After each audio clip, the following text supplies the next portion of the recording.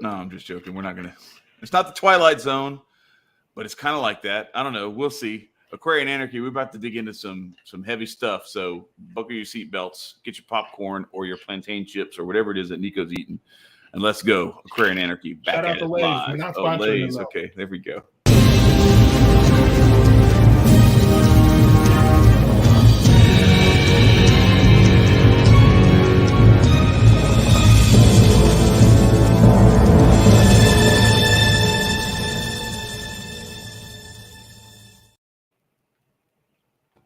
Our quote tonight is from Luke chapter 4, verse 5 through 8.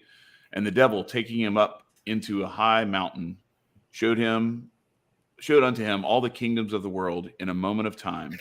And the devil said unto him, all this power I will give thee, and the glory of them.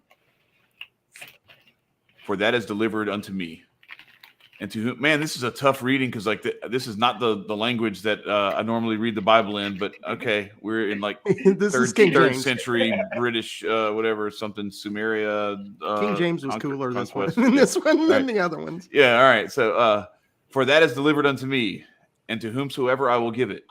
If thou therefore wilt worship me, all shall be thine. And Jesus answered and said unto him, get thee behind me, Satan, for it is written, thou shalt worship the Lord thy God, and only him shalt thou serve. So with that, we get into a pretty heated topic that came up a few weeks ago. I shared a video in our Anarch chat. The Anarch chat knows, or maybe it was just in our. I think it was just in the show team chat. The inner circle, yeah, so to speak. Although the Anarch chat is our inner circle, but this is the inner circle, the inner sanctum of the inner circle, or something. But anyway, we shared a James Lindsay series. Well, it's a whole series that has a bunch of other stuff with it. But he had made a couple of speeches. It's called like Mere Simulacrity was part of it. But anyway. It was about occultism, Gnosticism, these sorts of things. And I brought it to the group with like, hey, this is kind of interesting. What do you guys think? We can look at like different spots along the way and kind of comment, like give you timestamps. Marcus sent me back. He's like, I'm like 12 minutes into this thing and I have a page of notes. I was like, all right, let's chill. Let's hold back. Maybe we could just have a conversation. We're not going to play any of the video.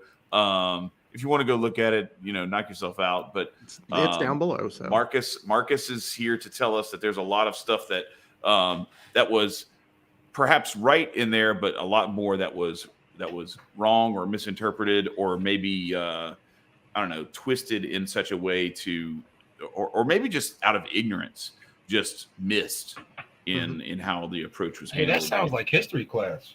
Yeah, right. Do you think? So yeah. So written Marcus, by the winners. So Marcus, as we talk about, because there's a lot of stuff that's going on there, people are trying to figure out, right? Like, what's going on, who's behind all this stuff. I think it's very true that like we battle not with flesh and blood, but with powers and principalities in the highest places that are seeking the ruin of souls, right?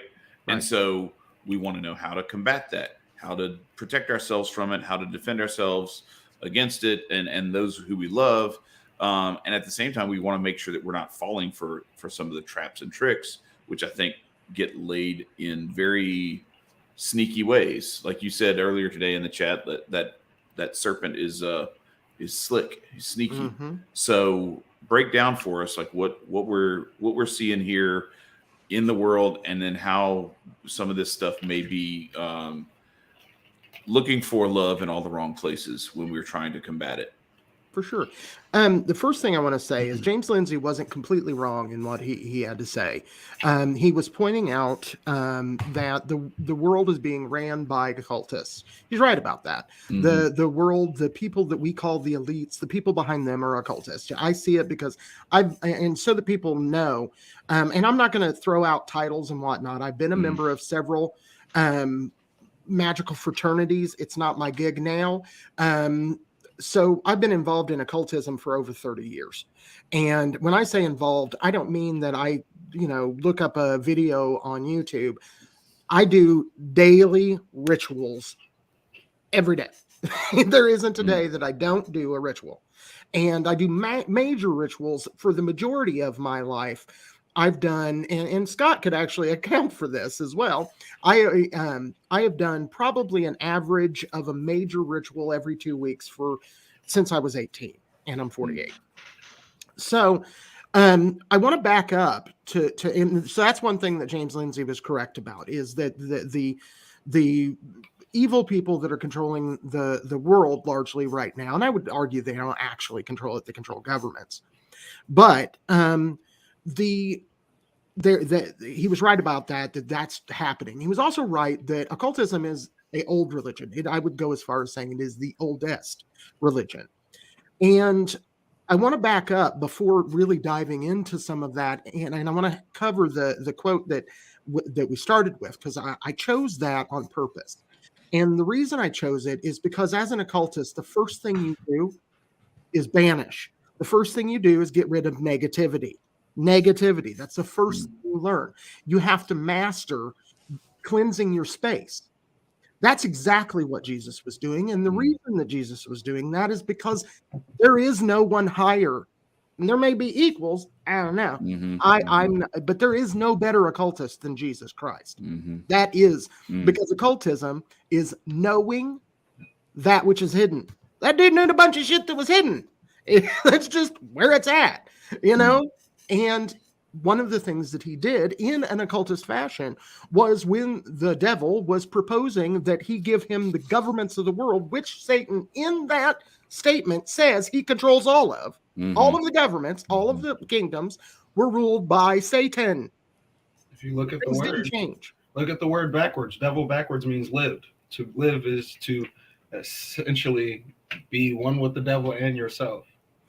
And there is an argument that could be made about going along with that towards them controlling the earth and the devil being in charge of the earth and those kinds of things. But so yeah, I agree. But what Jesus did was he said, get thee behind me, Satan. I don't want to deal with your shit. I'm not listening to your corruption. I'm not listening to all of those things. So sorry, I have a cold. It's okay. But really, we've covered this, I think, to a degree in other shows, but particularly the one on the occultocracy. Yes, they are in control.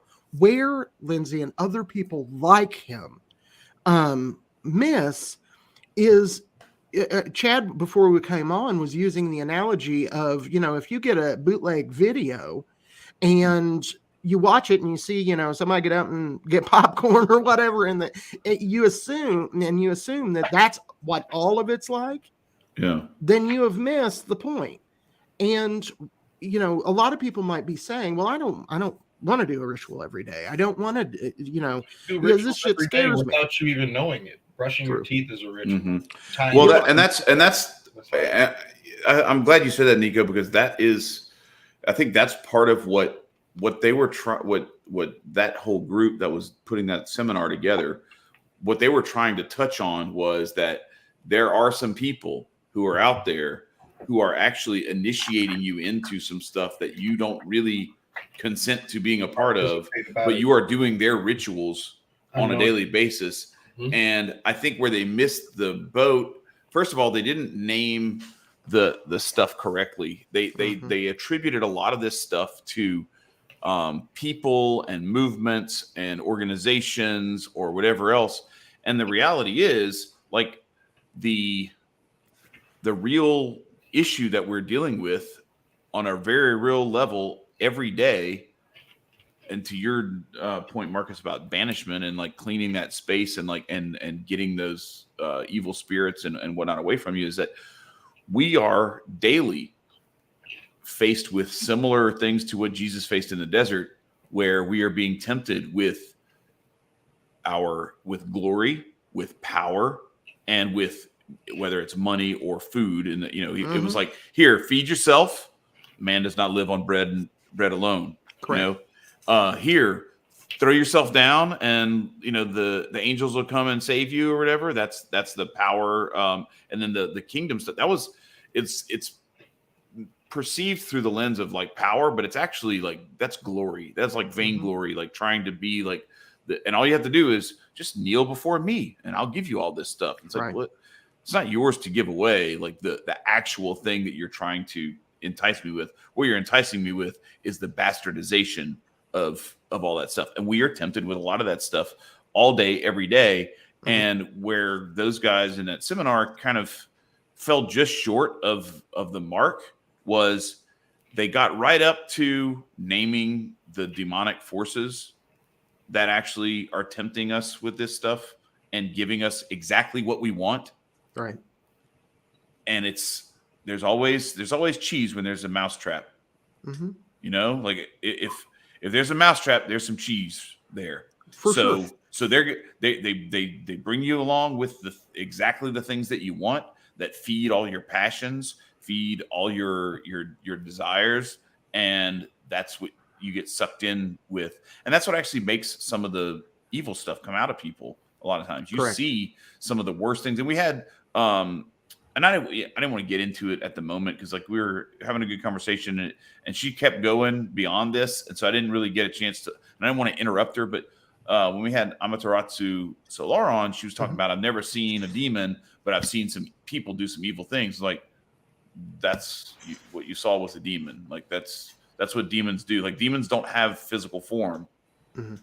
What they do is they get people to do things and to be so attached to things like Gollum. You know, that wasn't just Gollum. That was Gollum's passion and his attachment to the ring. Right. You know, so that's where this stuff comes from. It's from that. And when you recognize that, like there's only like death and destruction at the ultimate end of that, and that's what the powers and principalities are pulling you towards when they tempt you with this stuff. Is like the farther and farther you go, and the more of what you want that they give you, the more they're leading you off the cliff. Correct. And the thing is about demonology, and to be clear, I've done my fair share. You know, you got to know your enemy, and right, and that's what I was doing when I looked at the Goetia, when I looked at devils and demons and all of that stuff, is I wanted to know my enemy, and for me, I think what we need to understand is kind of back to what you said is no. You know, they aren't going to get you to, you know, kill your firstborn child or whatever, just out of the gate. That's not what they're going to do. They're going to get you trapped. They're going to get you to where you've done something negative, and then they're going to put well, you did this. Why don't you try doing this? And you guys have all seen this when dealing with alcohol, drugs, and those kinds of things. Is, you know, hey man, I don't have any weed today. You want to try some of this crank? I've been there. It's been, you know, I went to a dealer to get weed and him say, hey, I don't have it. I got some crank. You want some? And that leads to other things. Now I was smart and said, no, I just want to get high. I don't want to fucking ruin my life. You know, so, but it's the same gig. So I want to back, not only do I want to showcase that, yes, these evil people are doing evil things and they're using a very powerful tool that is from the dawn of time. Something else that Chad said before we got on here that is absolutely true is that what they're using isn't actually all that new. What they're doing is a corruption. If you're really wanting to be an occultist, you're looking at Pythagoras, you're looking at Sumer, you're looking at, you know, at the latest, you're talking Cornelius Agrippa, which was in the 1400s. He's got a book called The Three Books of Occult Philosophy.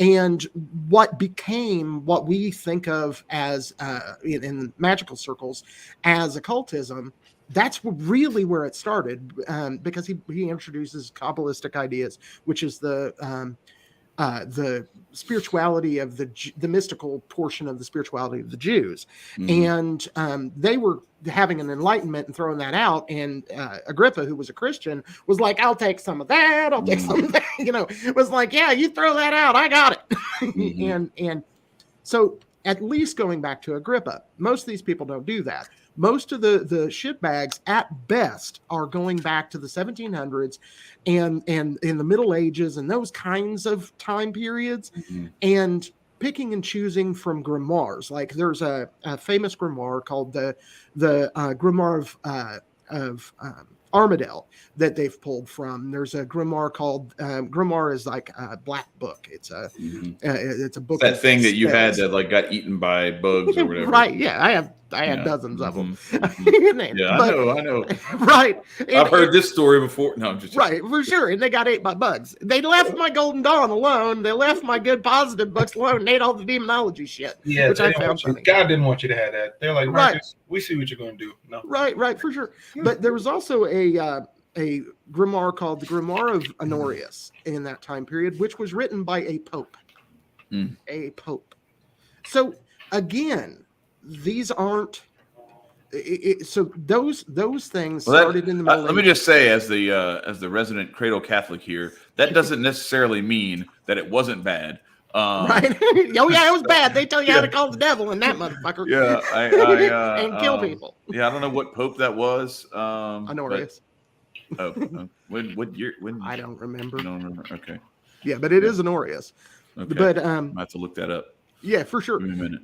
But continue. But really, what we see as occultism today gets it in what the people that we're talking about, the black magicians that we're talking about, and meaning black as in three schools. There's three schools of magic: black, white, and yellow.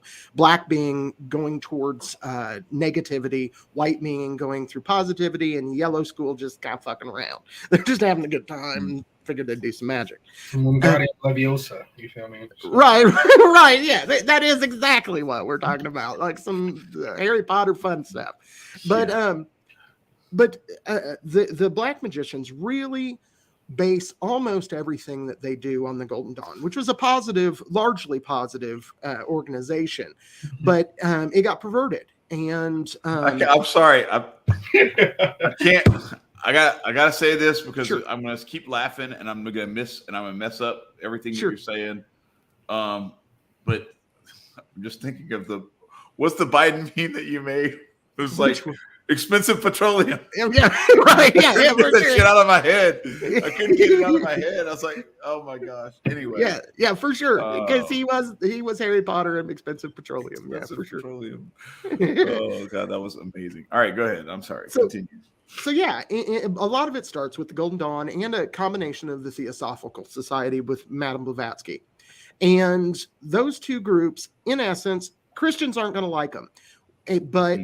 But in essence, and to be clear, the Golden Dawn were Christians. They were just occultist as well.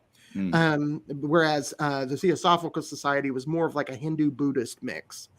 But anyhow, what happened largely was a bunch of black magicians got together and perverted that stuff, and it became what is largely the Thule Society, which it winds up becoming the Nazis as well. It's like the spiritual wing of that stuff. But it's all perversion, but they're still using the same symbols that the Golden Dawn used, or frankly, that the OTO used, which the OTO is another, from that time period, another growing, they at that time were actually quite small and didn't have a lot of following, and they're the Ordo Templi Orientis. That's what OTO stands for. But that's natural, right? Like, wouldn't you want to use similar symbology and everything else so that you can attract the people who are already kind of in that and make them think like, oh, well, this is the same stuff. And then back to that perversion thing, then it starts to make people think, well, oh gosh, well, this must be what all Christianity is like. And so it's like this, it's this dual purpose. If you're trying to do some evil shit, you can, first of all, make Christians think that what you're doing is Christian. And second of all, you can make people who aren't Christian look at what you're doing, if it's evil, and say, oh, Christians are evil. Right. And so it like has this twofold purpose that's served of undermining what's actually the real, go back to the beginning, original intent and purpose and everything. So, correct.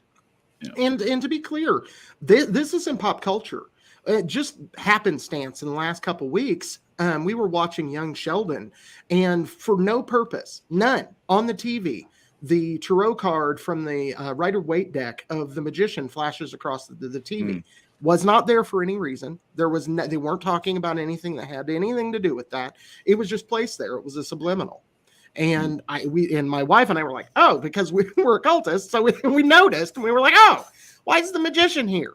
They were programming something. I don't know what it was. They're just trying to start something. What do you remember? Like what the scene was about?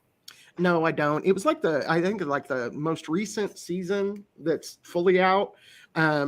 And it might have been the 4th season in the first show. It was the first one of whichever one it was. But it's just on the TV, and they flash the magician card, and that's it. Is there any occultic signs or symbology? No. Other than that one, no. Oh. Yeah, like I said, it made no sense to the story. It made no sense to what they were watching, but it certainly was there. And it's not like they went through a bunch of tarot like they were trying to do like a ad for some online TV or something. It was a tarot card that was almost crooked and went across the screen. And so I caught it and went, oh, they're programming something. And I couldn't figure out what it was because I'm like, Nicco, what are we listening to? What other shit are they doing?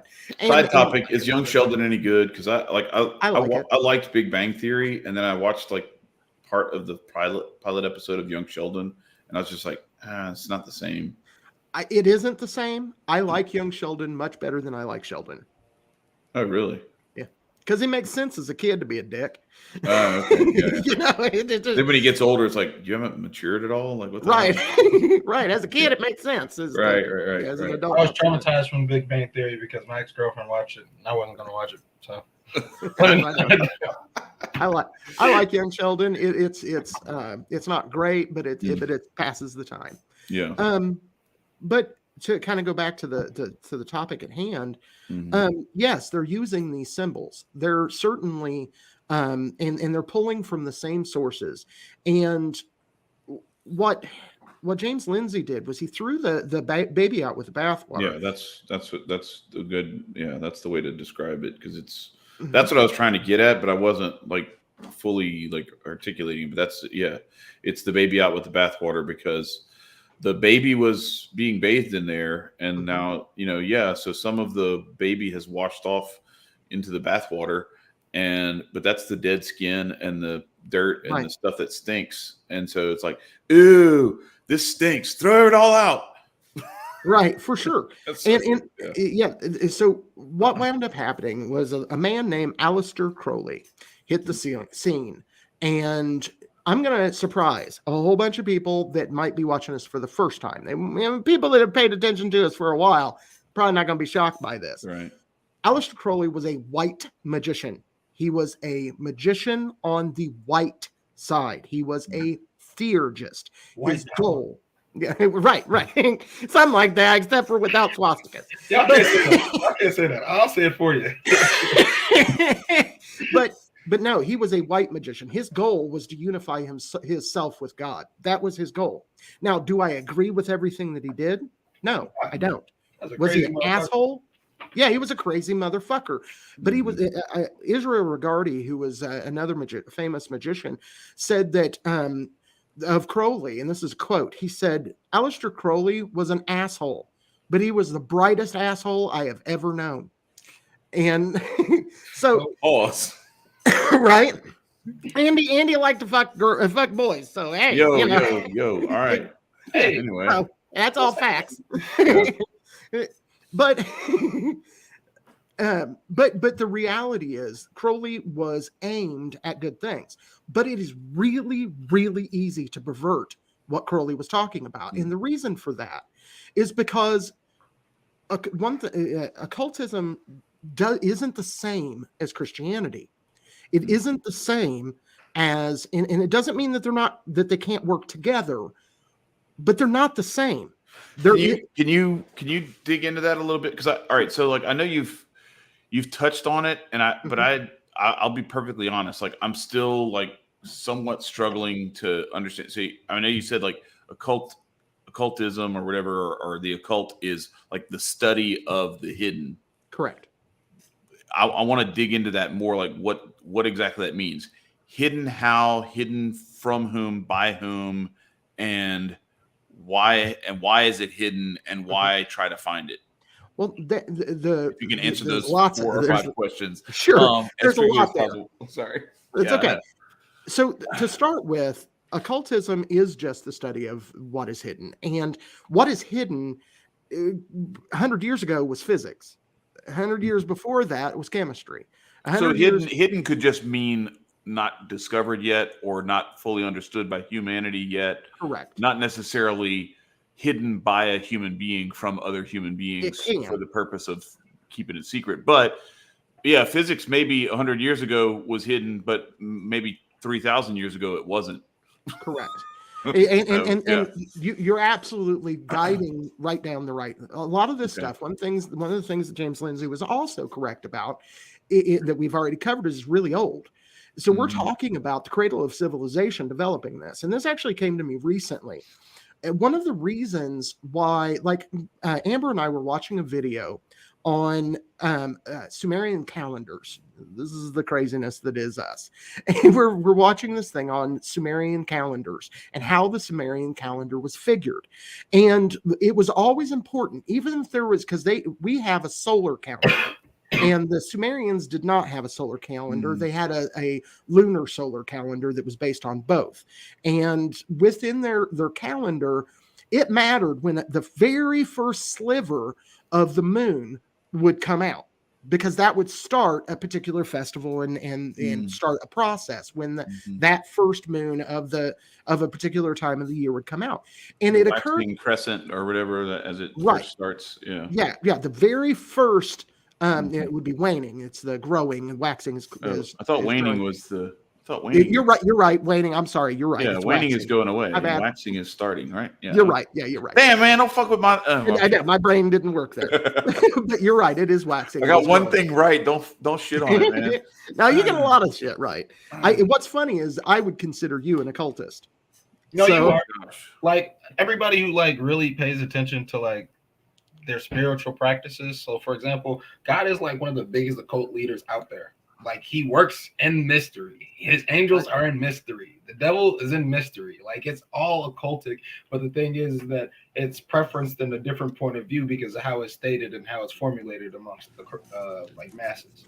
Okay, so this is the part of the show where it's going to sound like me, Marcus, and Nicco are just sitting around a fire and we're just talking, and we may be drinking or smoking or who knows what. I'm not going to smoke anything because I haven't, and I don't. Anyway, drug test coming up soon, I'm good. But anyway, but so. But I want to get. This is going to be. Before we move on, I want to get back. Well, no, it wasn't going to move on. I just wanted to So let me put a pin here because of what Nicco said, so we can come back to this later. But I just want to remind. I want to say this so that that way all three of us can remember it. And it won't be relying on just me to remember it. Right. Nicco saying the thing about God being the greatest occult leader. I want to touch on that because there's something that's very profound about what he said there, but I think it needs to be treated in its appropriate way so that people don't get a misunderstanding that we're making it sound like God is some kind of weird, dark magician thing or something. But anyway, go ahead and continue. So back to the story of the calendar. So it occurred to me that there's a reason why people don't get occultism nowadays. And one of the reasons that people don't get it is because we have a different culture. When you're talking Sumeria, when you're talking long time ago, or even say 200 years ago in this country, when you spent most of your time outside, you were not in the house. Nature. Yeah. You would look up at the sky every single night. So of course you knew when the first crescent of the moon was coming out because you were looking at it. Now you look at Google. Correct. We're shaded from a lot of that stuff now. And so that understanding of occultism really kind of clicked for me, because that's the difference that we're facing, is because the fundamental occultism, not the hidden stuff that the shitbags are trying to do. And I'll get into that in just a moment briefly. But really, occultism is just looking into the fundamental forces of nature. It is nothing more than figuring out why the seeds grow best, when the seeds grow best, when you're able to, copulate with your wife, when you're able to create children, when you're able to do those, following the cycles of nature. That's where occultism begins.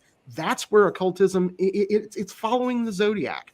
It's following the natural. Or following cervical mucus. I mean, it depends on. Yes. Well, actually, you're correct. What you're trying to do. No, I mean, it's like, look, this is something, my wife and I, this was like part of our thing. Like, it's a natural family planning deal where, like, there's real easy ways to avoid getting pregnant when you don't want to, and to get pregnant when you want to, if you know what you're doing. And it's not like, it's not the what they call the rhythm method, or some of these, things that, again, we're like not as in touch, but like you can measure like the woman's body temperature and her, just the amount and quality of cervical mucus, those two things alone, and you can be like, these 3 days. Right. And if you want to be careful, avoid these 7 days, Nicco, what were you saying? Also, look to the moon. The moon is also really great and helping out with fertility. That's what they used when they came to their crops, and crops would show the best representation of life. And women, that's what the old Aztec or Mayans did, was they would follow the calendar with their whole solar calendar, but they'd also use the moons as well to help with fertility of both sides. I wonder if some of that, like, how women, it's like, clearly right now, every woman isn't on the same cycle. Otherwise, it'd be really easy to be like, all right, everybody, let's chill out. Everybody take a 5. Be nice to your wife tonight. Right. Yeah. Right. So, obviously, it's all asynchronous right now, because people have to figure it out, and there's all these accidents, these surprises that happen, because people aren't in tune with that. But it's crazy that, like, when women get together, now they starts to synchronize again. It's crazy. And it makes me wonder, like, how much of that asynchronicity is because we've gotten, like you said, we don't look, maybe we were much more in sync with it when we were more in touch with nature, touching grass every day, and nature kind of like kept that rhythm for people without having to go to a thermometer and all this other stuff, and a watch and everything. Yeah, you knew what time it was, because somebody, like, anyway, it was, you could just tell. Yeah, for sure. And so all of that really plays into what occultism is. And because of that, when people started thinking about God, they realized, and this is one of my core beliefs, is that God is nature, that God is every single thing. And, one of the things that happened and gets perverted is Zarathustra, the founder of Zoroastrianism, started a idea that has permeated, and James Lindsay fell for this trap. The world is not, and this is a fundamental understanding of occultism, the world is not good versus evil. We are all a series of gray. This is not black and white. We are all in the middle. And what we are aspiring to is pure goodness. One of the things he said was that, occultists can't say that God is good. I'm telling you right now, God is love, God is good. Any of that stuff you want to say about it. I've been doing this for 30 years. I just 2 weeks ago, again, was told God is love. And that the more you transmute love, the more you get closer to God. So absolutely the facts. As it relates to secrecy, because there is a component of they kept things secret. The reason was, sorry, I got a cough. The reason is because initially they thought these secrets, these things that we figured out about nature, if somebody got a hold of these, they'd use them badly. They'd use it to be able to do some fucked up shit. They'd learn poison. They'd learn how to do this. So we need to hold tight onto this stuff so that the wrong people don't learn how to do this. And what like not giving your kids the bank account login and everything, because they might give it out to some other people and they might steal all your shit, or they might go, transfer a bunch of money to something. You know what I mean? Like, it's just, there's certain things where you're like, all right, when you're ready, or teaching kids about sex. Like, there's a way that you can age appropriate, tell a 4-year-old certain things, and then you tell a 10-year-old other things, and then you tell a 14-year-old other things. Like it's all different, varying levels of revelation, so to speak. And that kind of gets back to the thing that Nicco was saying earlier about God that I want to get into. But go ahead, continue. We'll get right into that in just a moment. Okay. But that's how it started, which that's just grand. That I understand that. I understand that sometimes, you don't want the kids knowing how to, create some poison, and then they wind up going, it tastes too bad. When they get a little bit on their fingers, and then they wind up dead. Of course you don't want to do that. Mm-hmm. That makes sense. But the problem is they made it institutionalized. Mm. They made it to where the priesthood were the only people that got that. So the people that wanted to learn nasty, crazy shit joined the priesthood. They got in and learned that shit. And it actually worked in the opposite manner. What I would say is that the primary problem, as with most problems, is centralization of power. What has happened to occultism is the more it has become centralized, the more it has become bastardized. The Native Americans, the Africans, the Indians, the Celts, all of these different groups of people were working with these ideas independently and verbally. It was being transmitted between each of them, mouth to mouth, not written down. Tradition, right? Correct, for years. But it was decentralized, and they kept it relatively positive. But Zarathustra added that idea of good versus evil. And that by itself is not bad, because we are fighting. I believe that we're the good guys and we're fighting against the bad guys. But the problem with that mentality, when you apply it to magical stuff, is you always assume you're the good guy. You always assume that if you're the priesthood, you're the good people, right? So everything you do must be good. And that's just not the way humanity works. So it got perverted over time. And we're talking about somewhere around 10,000 years that this stuff has been moving forward. So we're talking a very long time of doing, of centralizing power as it relates to magical philosophy. So that is the occultism fully defined, if you will. So why don't we go ahead and get into that? Answers that question. Yeah. Why don't we go ahead and get into God being an occultist? Yeah. Well, so I was kind of I should have been more prepared. Let me see if I can pull it up, because there's a really good. I have to pull it up because this is Vin shared this on the most recent episode, and it's pretty funny. Wait, hang on. I gotta go to YouTube. My bad. So while I'm doing that, I'm going to talk about what I'm getting at. So from an occult standpoint, back to like God, and what Nicco said about God being the biggest cult leader out there, or something to that effect. I think so, to the extent that I think he's onto something there. I think when you try to understand God, like it's like how do you describe the infinite, the omnipotent, the omniscient? Like how do you explain and describe that in a way that a human being with finite knowledge and finite existence and everything else, finite power, finite ability to know things, can understand? That's why we always try to make these metaphors for God. Hang on, let me see. This thing is hilarious. If I can pull it up. So to kind of get at what you're going at. Yeah, I found it. Okay, but let's go ahead and cover this real quick. Yeah, go ahead.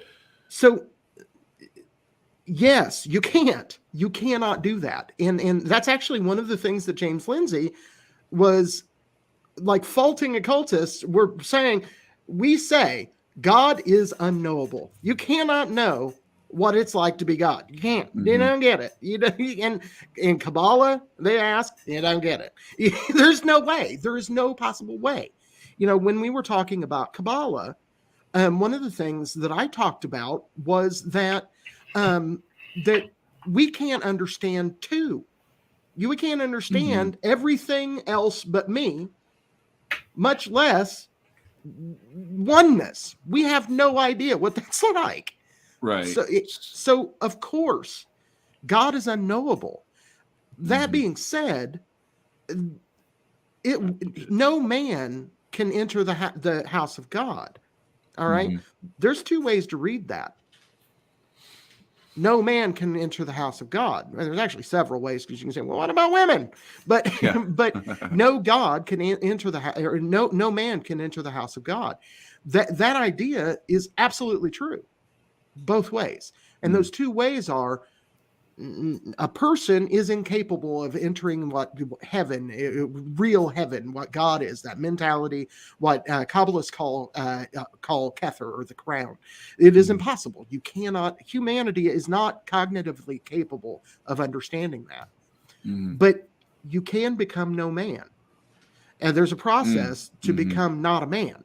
And I don't mean be a transgender. I mean, you become something that is not a person, that you become something that is a little closer to God. And so there is a magical tradition of ascending to an understanding of reality. And it goes beyond knowledge. It is definitely a heart thing. But where you transcend that, so you may be able to get to God, but you're not going to do it in a physical body, in my opinion. Yeah. So here's why this thing is hilarious. Because, all right, so when you think about it, if you're God, you necessarily have to hide yourself, because it's too much for humanity to handle. For sure. Right. So that's why this is funny, because check this out. So the Onion, this is like one of the things that I've seen the Onion do, where I'm like, this is the closest y'all have come to like really capturing something without shitting all over it and bastardizing it and making it like, because the Onion does some things that's really good and really funny, but lately they've been like, they have a whole thing like shitting on homeschoolers and everything, like making them all look like Neanderthals, even though homeschool children vastly outperform every other kind of student. Anyway, it's funny. So they actually nailed. This is really good. So it's a one-on-one interview with God. I'll play it. Can you hear it? Tonight, something truly extraordinary. I've been afforded the divine privilege to sit down with in an exclusive interview.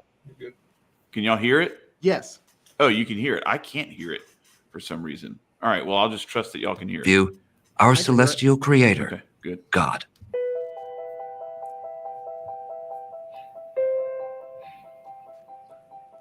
God, thank you for joining.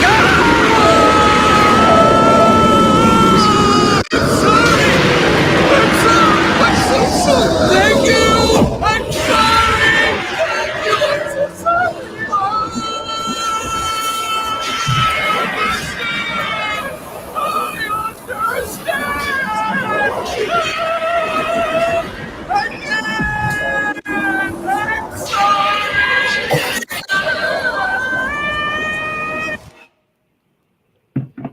I There's just a little treat.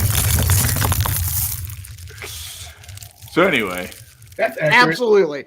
That's yeah. accurate, but You know what I mean? You know what I'm saying? Have you ever seen the movie Dogma by Kevin Smith? Yeah. Love it. That movie is probably one of the greatest representations about like all religions that people need to go watch. It makes fun of religions, but like it puts it in like a perspective where it's like you don't know shit. And so like when you're talking about God and you think you know any aspect of God, that is exactly. I'm surprised that person didn't melt. Yeah. Well, and that's what I'm saying. So like when you think about it from the standpoint of, that's why when you said, God and occult, like it sounds very, I don't know, caustic to the senses to hear something like that, because it's like, whoa, it's a shock to the system. But he necessarily has to hide himself in a certain way, because it's the little. That's why they even talk at the Transfiguration that his white shine. I mean, his skin shine white as the sun, and all this. And it was like this moment of, and that was like a glimpse of like a tiny fraction of the greatness of God, of Christ. That was an revealed in that moment. And it was enough to like almost give them all heart attacks and make them, say, we need to set up tents up here, and we need, like, this is the spot. And he's like, no, we need to go back down there, and we need to work with the people. Because, back to that old thing of, how can you love God who you cannot see if you do not love your brother who you can see? Agreed. And so like he kind of has to reveal himself in little bite-sized pieces that we can actually comprehend and consume.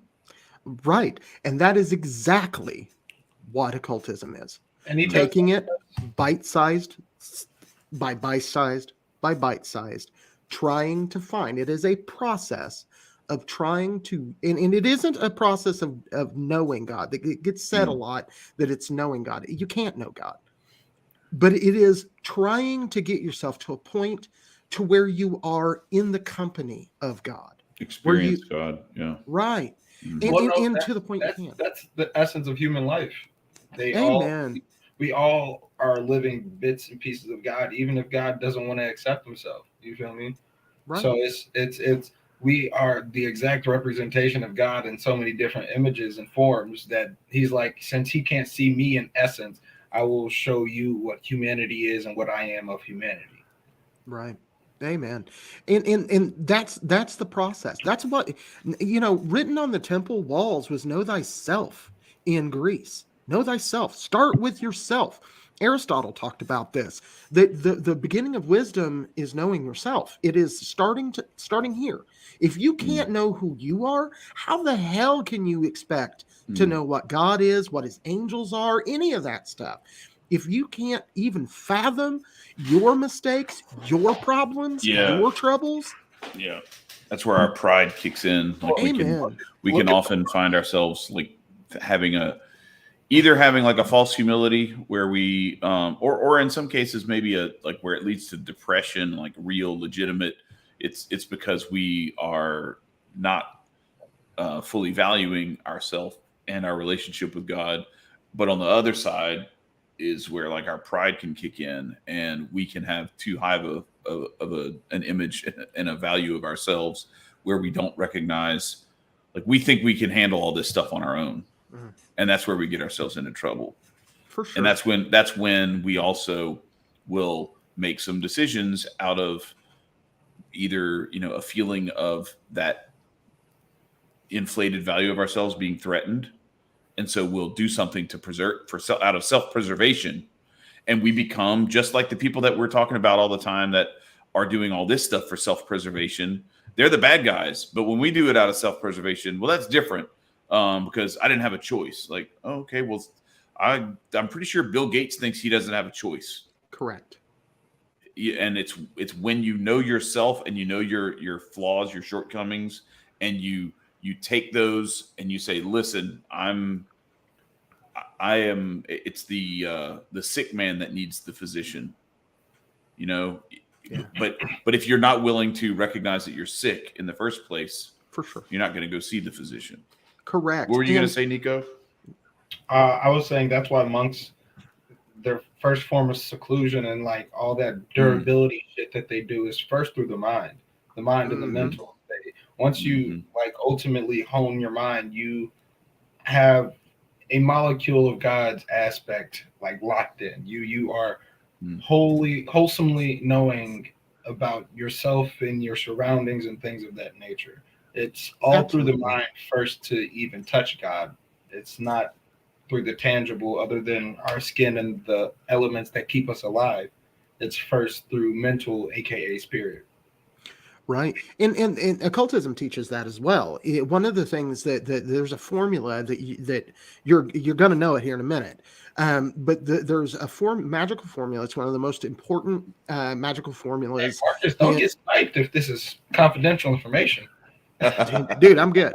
I don't keep secrets. That's the thing. I don't keep secrets. I have swore to keep the basic secrets of a couple orders that I belong to, and they have made it clear that means they said it in their rules. I can't tell you how to get in their temple. That's what they said is secret. All right, cool. I'm gonna run forward with everything else. So, right. So you give me that opening. I don't believe in secrecy, so I'm gonna share what I can.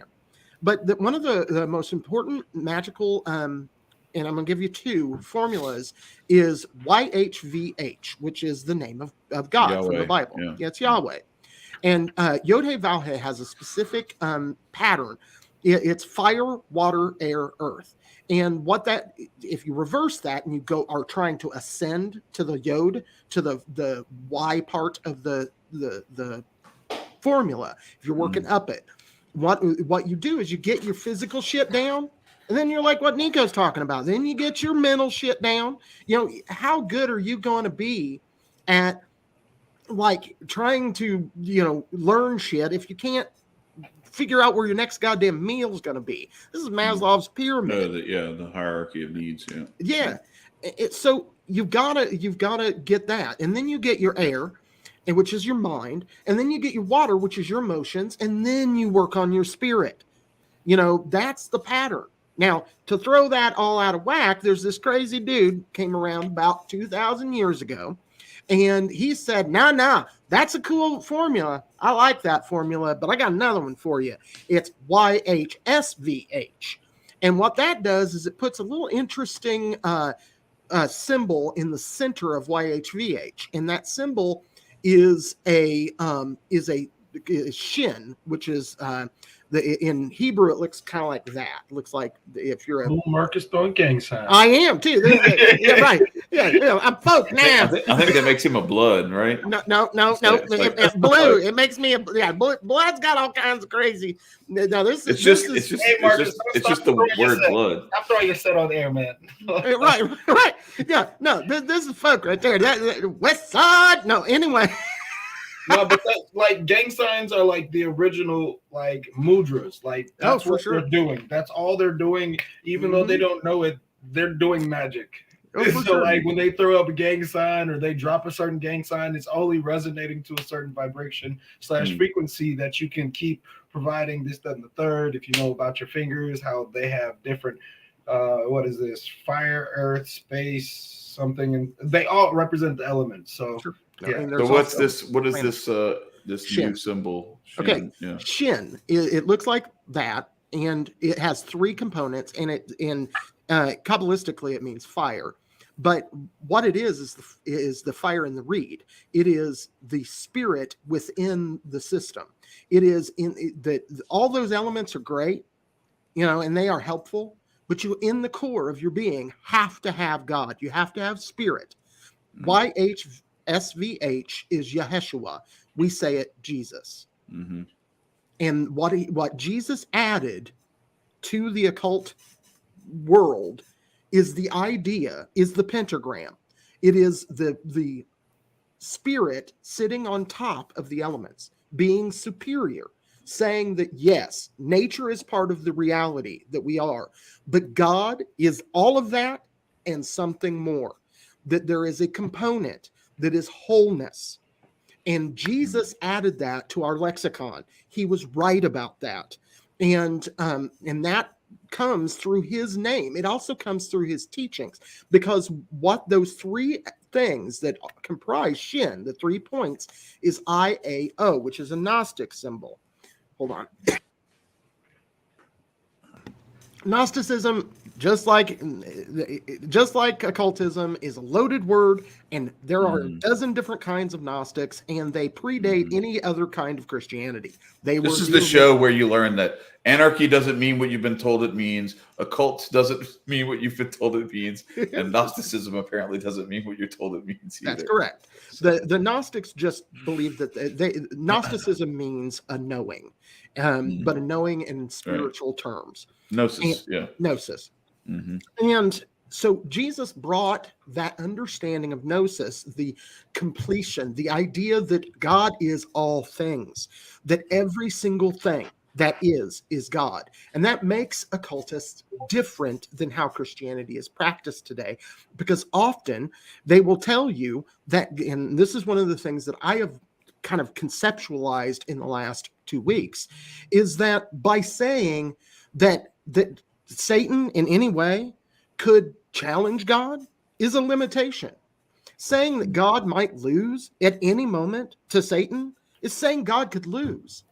God has no limitations, none, not one. There is none, and God can choose for reality to be whatever it is for whoever it needs to be. That's why I don't proselytize. It's why I'm not here trying to get people to convert to my religion. In fact, I would say this is really, really hard. Don't do what I do, because unless you're driven to it, because it's not for everybody, because it's hard, and it is a difficult philosophy to get your mind around. And you if you're just wanting to go and sit in a church, this isn't going to work for you. And there are lots of Wiccans that their churches, every once a month, they get together on a full moon, sit around, eat bonbons, and talk about the goddess. That ain't what I'm talking about either. It's not just Christians that fail in that way. So again, where I think that a lot of people miss out when looking at occultism is how it can fight against, again, back to what I started this off with. You need to learn a banishing. You need to learn now for Chad, that might be doing some Catholic prayer and feeling God's presence. Well, all right. So you're talking about the Yahweh, the YHVH, and how, kind of like comparing that a little bit to Maslow's hierarchy of needs. So I think that like if you look at like asceticism and you look at like what Nicco was talking about with the monks that go in and do, they either go into seclusion or go through like a rigorous process of like abnegation, self-denial. I think that's to that extent, like that's what Lent serves as, and any fasting period. It's supposed to be that way in Roman Catholicism, but I don't remember it ever being taught to me as a child. Way back when, I think it was when I think Roman Catholics were closer to what Orthodoxy is now, before the split, and then maybe even not long after the split. But Christmas and Advent and everything, Advent has become the season of parties leading up to Christmas. Right. The season of sweets and feasts and drunkenness in some cases, but mostly just sweets and feasts, right? And shopping. Sweets, feasts, and shopping. And when you think of like what it actually is supposed to be, it's supposed to be like a lesser version of Lent. Slightly lesser, but like it's still a great fast. A 40-day fast from the beginning of Advent until, or maybe not 40-day, but a 4-week fast until, well, no, I think it is. I think it's beginning of Advent until the 12th day of Christmas, where they celebrate Nativity, which is actually like the Epiphany or Theophany. Imagine the banquet you'd have. What's that?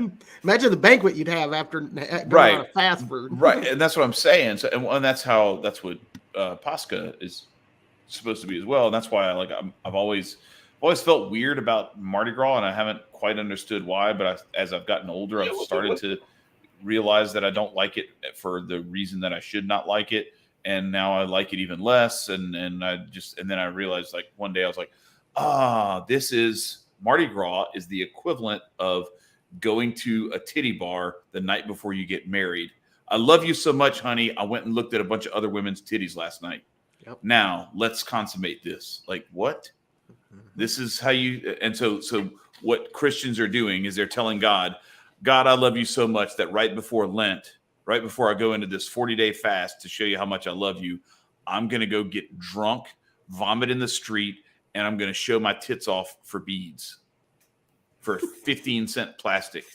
like, really, this is what we're doing? And anyway, so saying all that to say, let's bring it back to what Lent actually is.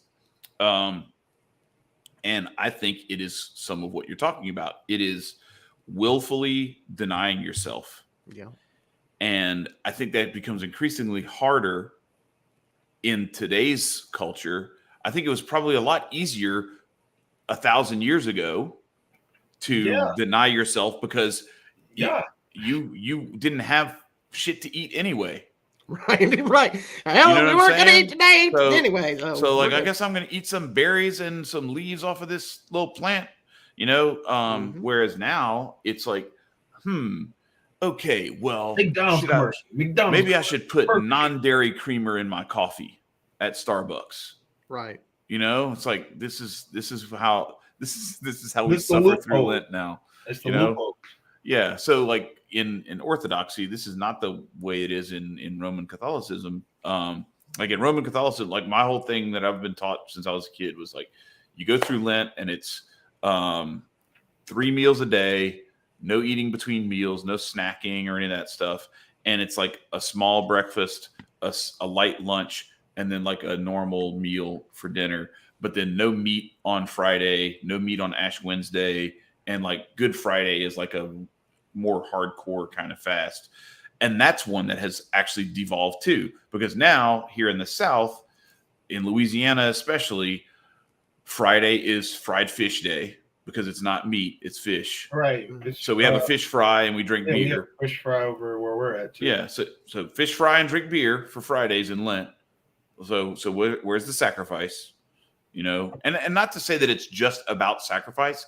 Mm-hmm. It is denying yourself something so that you can enter into a deeper prayer and enter into a deeper relationship with the person who you love. If you love Christ, then maybe not vegging out on, binge watching something on Netflix or getting drunk or whatever is a better way to have a more, think about it. Like if it's your wife, are you going to be like, I love you so much, baby. I know it's your birthday, but I got to finish Snowfall, or I got to finish Ozark, or whatever. I don't know. For some reason, I just go right to drug dealing series on Netflix or whatever. But anyway, it's that kind of thing, right? Or it becomes kind of a slap in the face to be like, I love you so much. I really want only you and only you. Mm-hmm. Except for right now, I got to do this.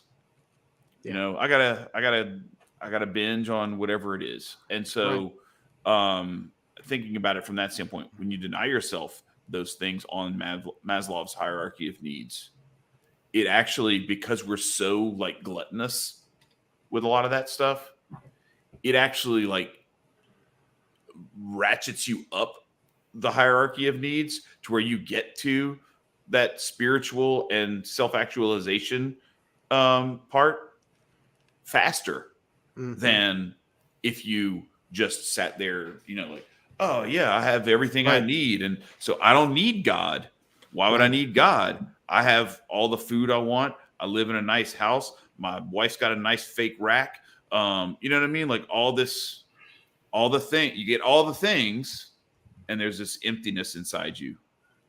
So sometimes emptying yourself of all the things is the path to actually entering into that deeper relationship. Absolutely. And that comes back to one of the things I was talking about earlier. I didn't get around to talking about the 3 things that Jesus brought, aside from that spirit's in the middle of the elements. Those 3 things are what is called IAO or EIO, which, like I said, is a Gnostic concept. It is represented by Isis, Apophis, Osiris. Isis is that part of you when Mary brings Jesus into life.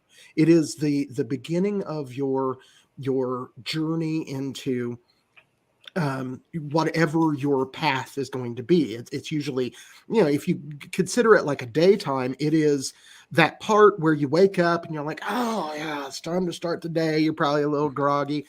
But then the real sacrifice, you got to get up. You got to get your shit. That sacrifice is what you're talking about. It's the apophic stage. And Apophis is Set. He is the god of destruction in Egyptian pantheon. And it is that part where you sacrifice. And if you look at the story of Jesus, what this is brings out is in the apophic stage is when the last temptation of Christ. It's exactly what we started with. It is the facing of the devil. It is looking at temptation, because without temptation, you don't know that you're going to pass the test. So that's an essential part of finding God within your life and integrating it into your life, is making sacrifices and being able to give of yourself.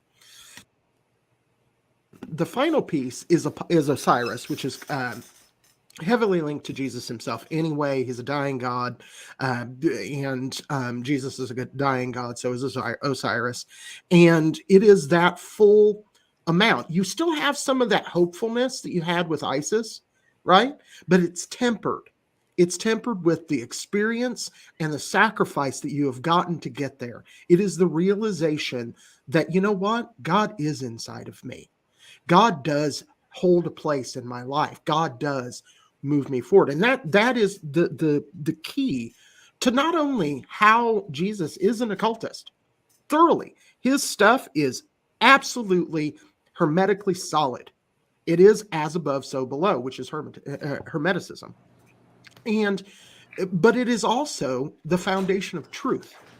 That those ideas that are formulated in those really three formulas, because IAO is a formula by itself, but the Jesus formula is the combination of IAO and Yod-Heh-Vav-Heh or YHVH, and that those powerful symbols can be used for creating a link to God, or you can pervert it, and you can use it to gather people and get the control of, and usually this works in the opposite fashion, but I'm going to use it because you can use it either way negatively.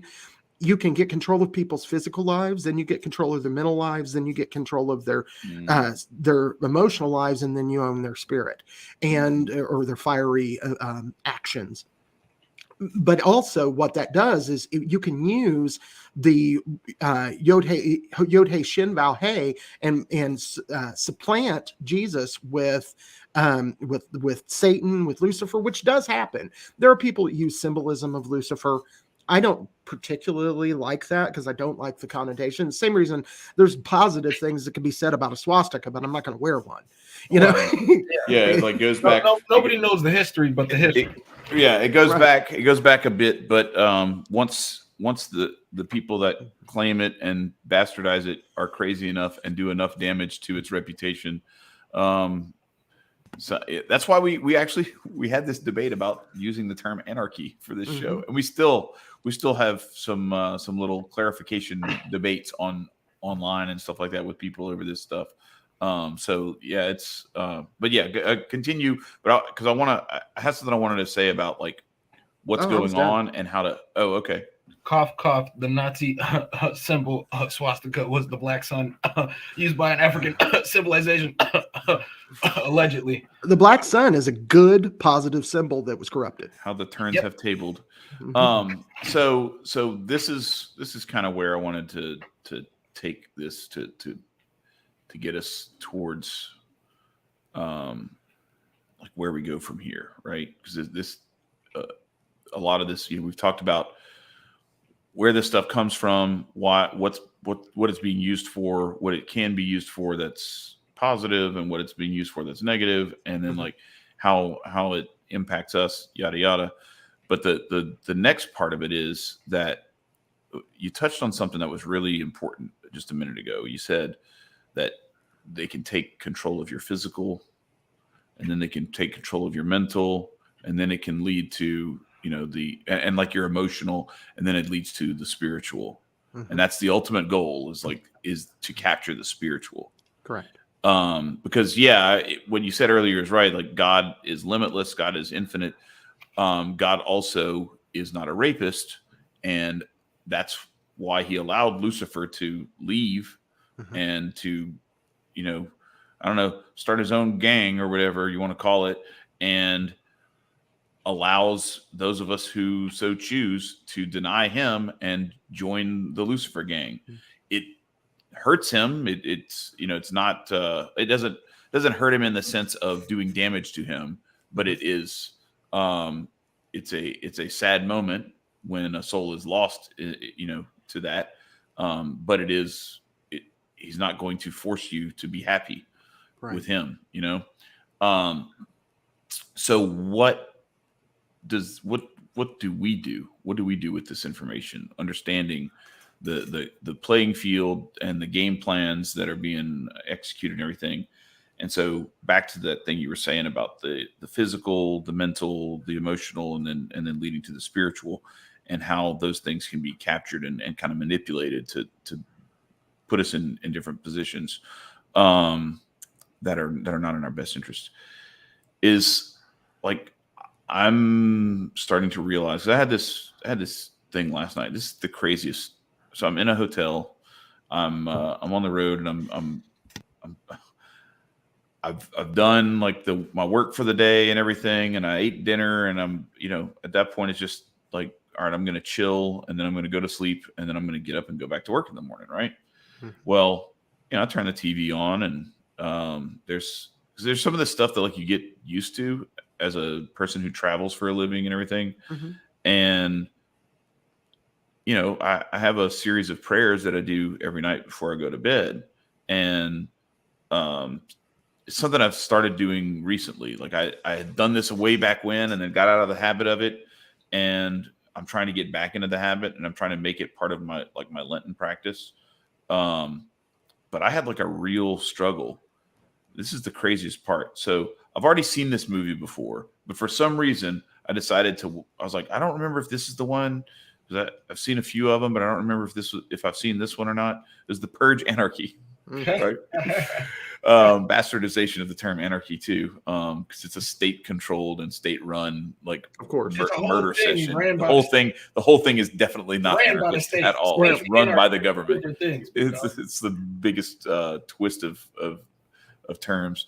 But anyway, I like let myself. I was very weak. I let myself get drawn into it, and I'm sitting there, and I'm literally like falling asleep while I'm watching this, and I'm debating with myself whether or not I should turn it off and say my prayers, or just let myself fall asleep while I'm watching this.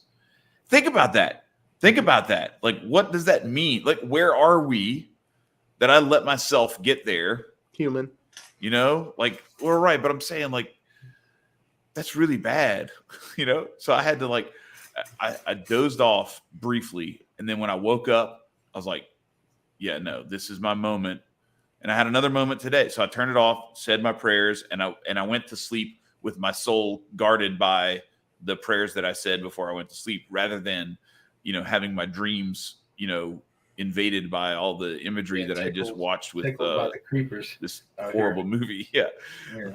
So today, similar thing. I'm like tempted to eat something in a place where I'm like, all right.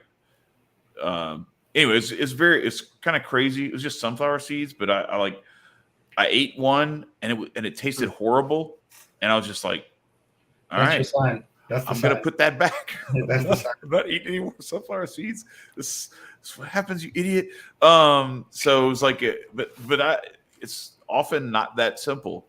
Like, often it's like delicious, and it's like, yeah, how about a few more? How about a few more? How about a few more? And so I'm looking at it, and I'm thinking, okay, this is all like a way of us kind of testing ourselves. This is, how do you train for a fight? You get in the gym, and you spar, and you lift, and you run, and you do all the things that you need to do. This is a way of like training ourselves, of me training myself for what's coming, because they're sooner than we may think. It may not happen in our lifetime, but it may very well. And if we're not prepared for it, we are done. We're going to succumb. We are going to give in.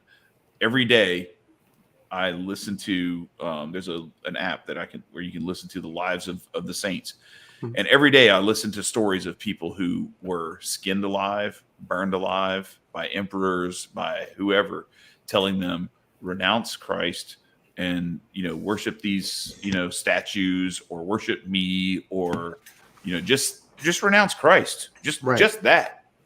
Sure. Or look, here's some naked women.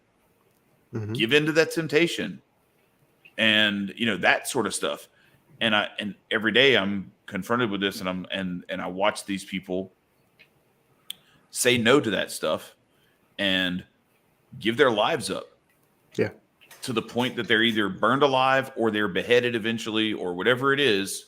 Awful and things. And I think to myself, man, I almost couldn't turn the TV off to say my prayers. What is going to happen when, and this is the thing that I want, because it's really, in a lot of ways, it's simpler, I think, to consider, well, yeah, maybe I'm strong enough that if they decided they wanted to torture me to death, I'd still be able to hold my ground, because I know, I didn't give into those shots. I didn't give into this. I didn't give into that. What happens when they are torturing your wife and kids in front of you? Right. I know. At that point, do you say, all right, I'll worship whoever you want me to worship. Just stop torturing my wife and kids. Yeah. I'd like to say that I wouldn't, but I don't know that. Yeah. No, I don't either. Yeah. And so it's just like doing those little things to kind of put ourselves through on a voluntary basis. That stuff makes us less vulnerable to that stuff. It's like what you were saying about when they try to take control of the physical, they try to take, it's like, man, you can't, I've gone 3 weeks without eating. You can try to starve me. I'll just see if I can break my record. Yeah. But if you've just been stuffing your face all the time, yep. and you don't know what it's like to go 3 hours without having your favorite food, it's going to be really easy for them to think about it like this. You ever turned your kids' Wi-Fi off? Holy shit. Bro, when the power goes out, we have a hurricane or something like that, you'd have sworn the world ended. Yeah. It's like, what are we going to do? This is so boring. Yep. I'm going to quote Shingo, who is one of my favorite voodoo spirits. He's actually a Santeria Orisha. He said, don't bow to the world. Your knees belong to God. And that's it right there. You can do whatever you want to me. Now, I agree. My biggest trouble would be my wife and kids. Yeah, same. I think that's anybody. That's why they did what they did to us the last 3 years. Yeah. Was you're going to kill all your family members if you don't do what we tell you to do. So you better do it. Or you better do this stuff, or we're going to take your livelihood away. Right. And then you're going to have to, you're going to have to tell your wife and kids, hey, guess what? We're going to live in a cardboard box. Right. You know what I'm saying? It's. But again, to Shingo, where love is, fear cannot be. And, we have to, why do we need to learn this stuff? Because we need to be actively going after those preaching fear and hate with love. We need to, beyond all the bullshit. I want to find God in myself. I want to find that spark that is God within me. For sure, that is my moment. But if I don't get that done, if I have lived my life giving more love than taking love, I've done the right thing. And that's really the core. The thing is, occultism in general is feminine in its nature. If you think about, we think about creation and about becoming. We are the great penis of the universe being inserted into the vagina that is God. That symbolism is absolutely where I'm at. I'm going to fuck the universe for the rest of my life. I enjoy the one of the things that ladies and gentlemen, this is taking a harsh turn. This is stop. Stop button that's being played. but no, seriously, we need to start reaccepting the blessings that our mothers, our real physical mothers, have given us into this lifetime. We are blessed. We need to stop. I agree with you, Chad, that the saints and stuff went through some horrible shit. The majority of our lives are good. We have wonderful lives, and we need to stop fearing what they might do and start loving one another. Yeah. We need the magic we should be doing is sharing our ideas, our thoughts, our visions of God with everyone we run across, even if they disagree, even if they don't understand. Yeah, that so remember when we did our I don't know what we called them, our like forefathers or something like that, or whatever, forefathers of our faith or of our philosophy or whatever. The guy who I chose, Peter Kraft, he actually has a thing where he talks about he's talking about like the culture war, and he's talking about it the same way that I talk about it, where it's like this is a war against demonic energies and For sure. and entities or whatever, that he's saying that like our enemy is not the liberals or even like the government agents and the people who like they are, even though they are going around poisoning the other patients in the hospital, they are still our patients if we're the good guys. Right. Like if we're the good guys, we are supposed to be finding a way to heal them too. But it starts with, physician heal thyself. Right. We have to take care of our own stuff. And that's where like what Nicco was talking about before with like some of the monks and everything. A lot of people misinterpret that and paint it in the wrong light, that it is this like selfishness, or that like, you're not doing anything in the community or whatever. And it's like, look, if it, you go back to the Bible where Jesus says like, if your eye causes you to sin, gouge it out. It's like what they're doing is they're like, I have to remove myself from the world because I'm going to do some shit to people that I shouldn't be doing to people if I don't remove myself. And I need to go and get deeper and deeper into prayer. And what's crazy about that is that people gravitate towards them.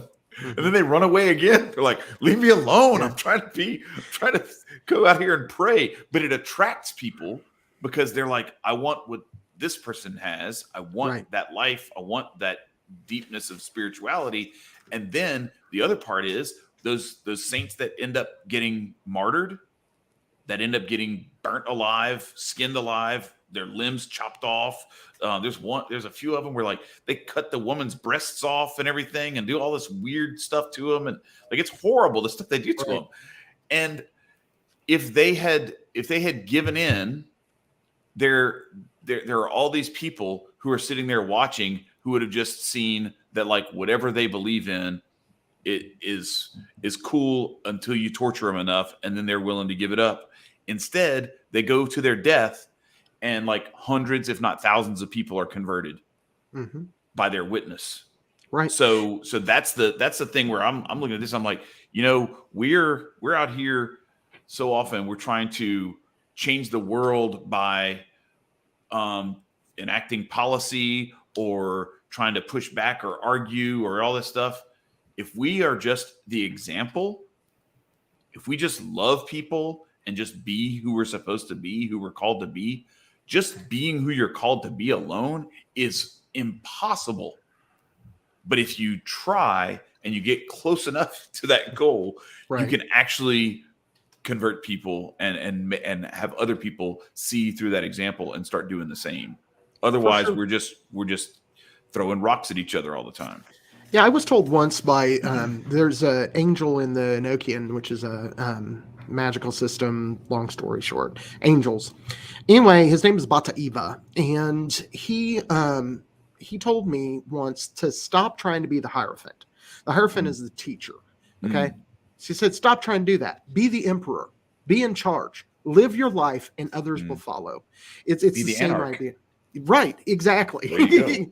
Yeah, live your own life, rule yourself, move forward, and that really is the pathway. And it's funny that you use the word medicine as it relates to these things, because that ultimately is what this is. It's a medicine. People in the Native American traditions called their holy people medicine men, and that's what we're talking about. It's about healing. That in Brazil, one of the sects of voodoo is called Kimbanda. It's actually one of the darker and more bridging on evil kind of portions of that religion, and they will tell you Kimbanda is healing. It is about healing yourself. And their point is that when you attack your demons, when you conquer them, when you gain control over the forces of nature that are opposed to you, there's nothing that can stop you. So that, a lot of people, I think, try to make this subject bigger than it is. And I'm not trying to do that. I think that we have kind of given a real basis on what occultism is.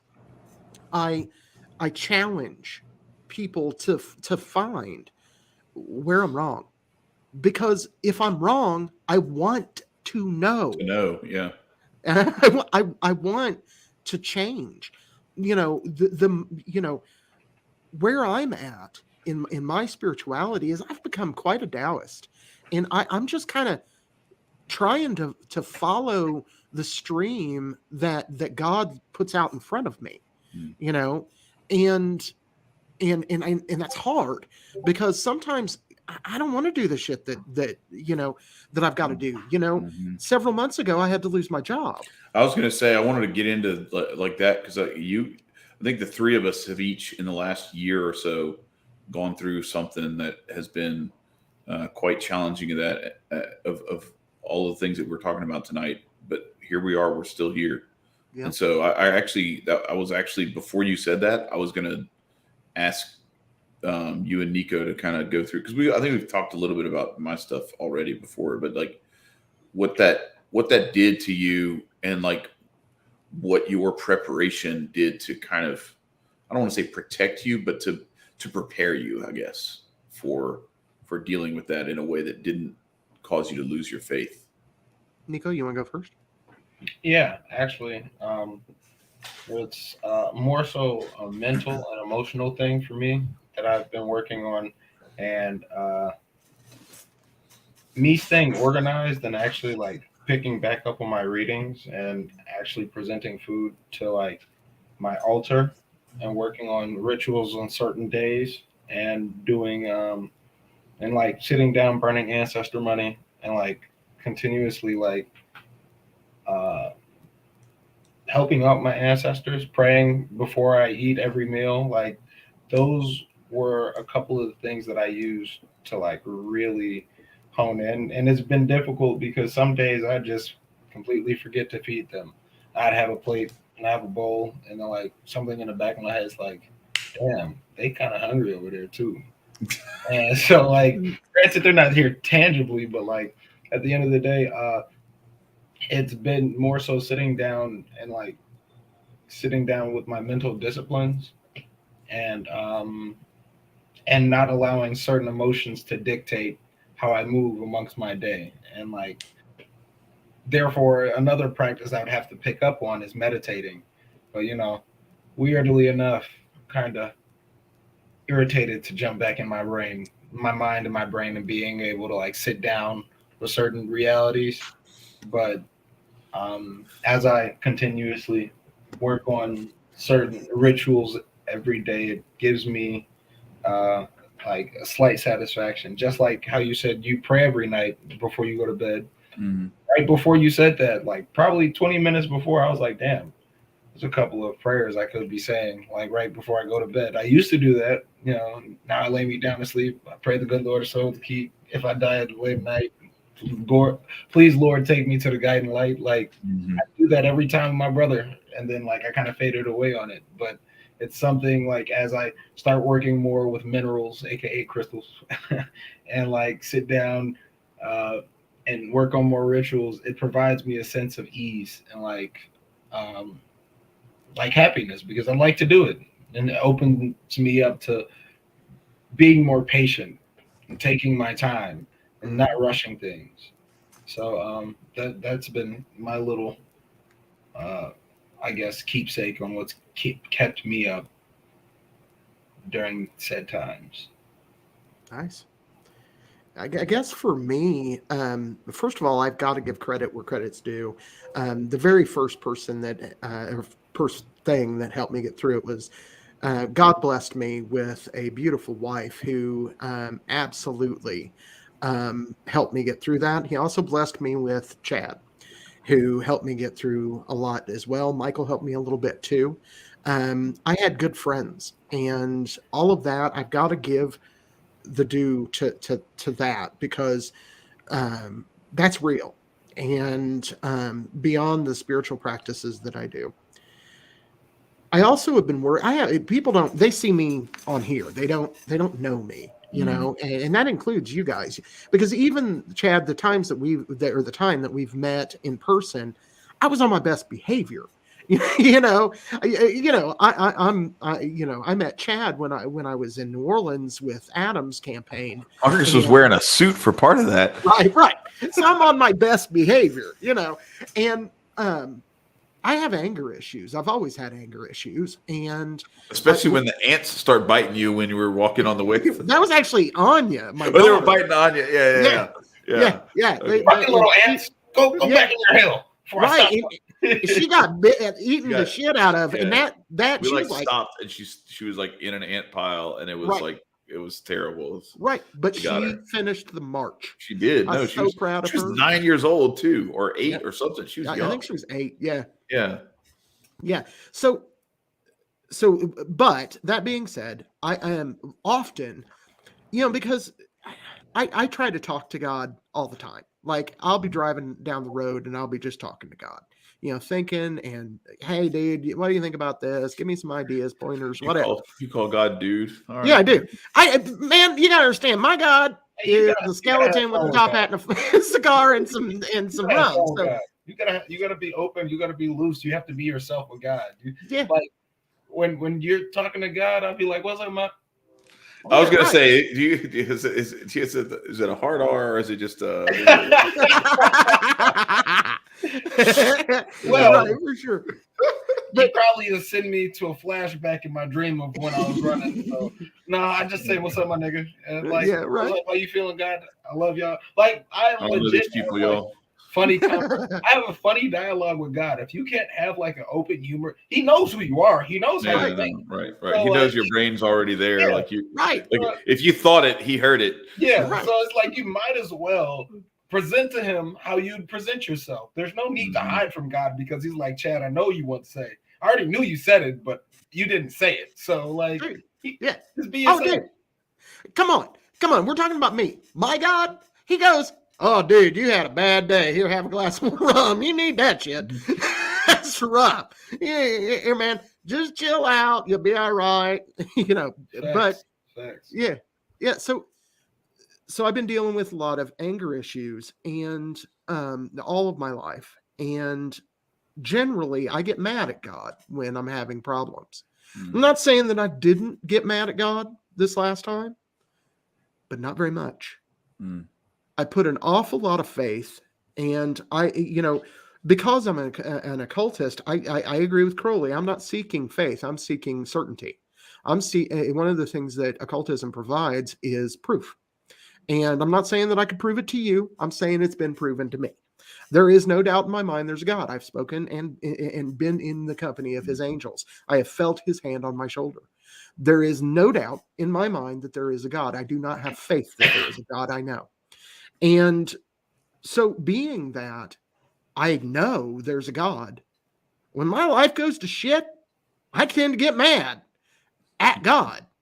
So I did less of that. And I obtained faith in Him that it would get better, that things would move. And that is a spiritual step that I believe I took.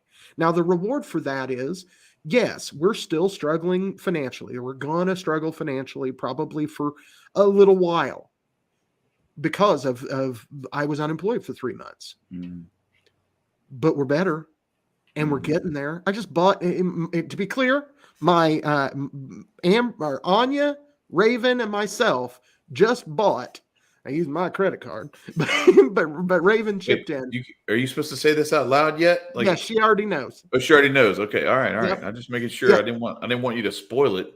Right? No, she knows because she is listening. But we bought her an inflatable hot tub. I can't afford a big ass hot tub. They make inflatable hot tubs? Yes, for under $500. How big? Yes. Can I put it in a room? It is about the size of a king size bed.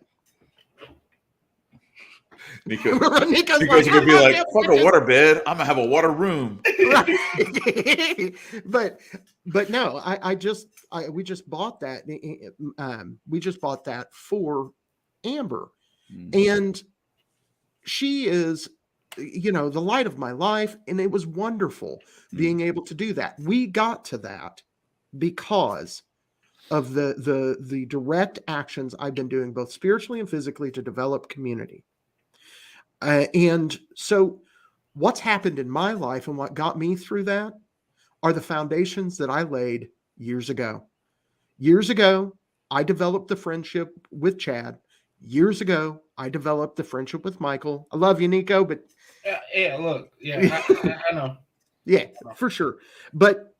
And I have devoted my life to the woman I'm in love with. And those things were a blessing. They would not, if I had not learned and studied and come to know God like I do, I wouldn't have been okay.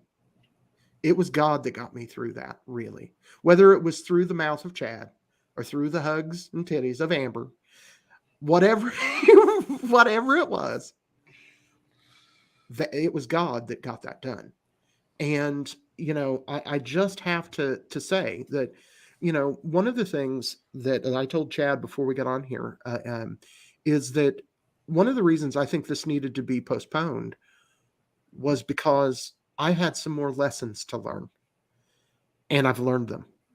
And to give this presentation, to talk about this as it relates to this topic, some of the ideas I expressed tonight about occultism did not hit me until 2 weeks, within the last 2 weeks. It is a constant journey.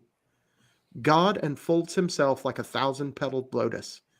And that's straight out of Hinduism.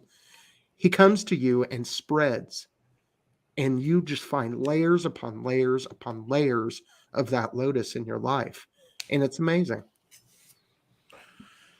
So just real quickly for the people who may not know, I'll just go through. So I went through, it was a little over a year ago, like almost to the day, 13 months ago. I had some shit happen. I thought I got hacked. Turns out it was an inside job with my ISP where they had somebody who from the inside just changed people's shit and started going through their stuff and then gave it to somebody else. And I guess technically that is being hacked, but it was it wasn't like someone hacked me. They just they were in the email thing, changing people's passwords. It did to 150 people. Anyway, it hit me pretty hard, scared the crap out of me. They took my phone number and everything, and it was all kind of shit where they were getting all my text messages and everything. So happened while I was driving down the road, and I had just started. So we had Vin Armani on August of 2021, somewhere in that neighborhood. And that Advent, I started reading from Divine Intimacy because, Nicco, if you remember, we were talking about, when we were talking with Vin, we were talking about all these mythological stories, and there's always the going out and the coming of age and the adventure and overcoming whatever it was, and then coming back. And when you come back, you have a boon.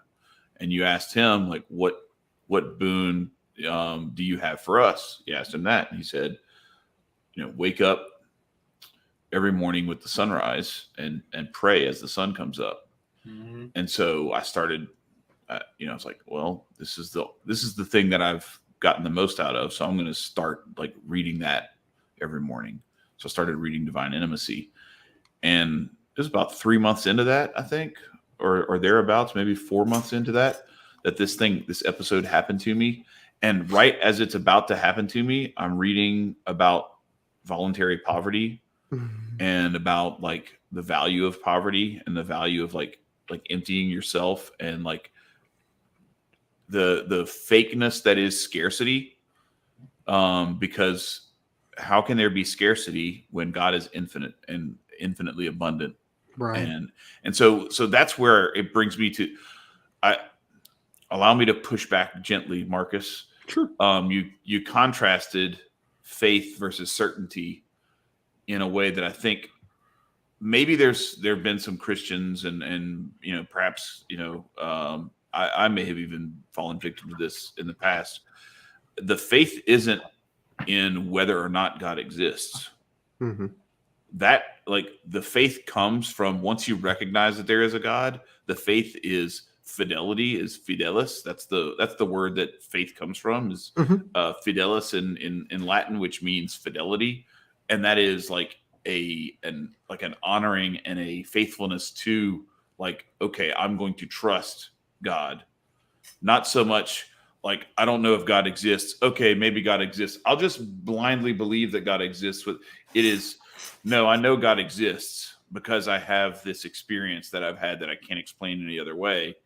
And so, therefore, if I recognize that God exists, and then I start to learn about who God is, well, then it necessarily leads to, well, I should probably listen to what he has to say for what's going to be the best program for my life, that sort of thing. That's where, so where I was at that point, I'm convinced that had I not started on that journey, I would have lost my mind.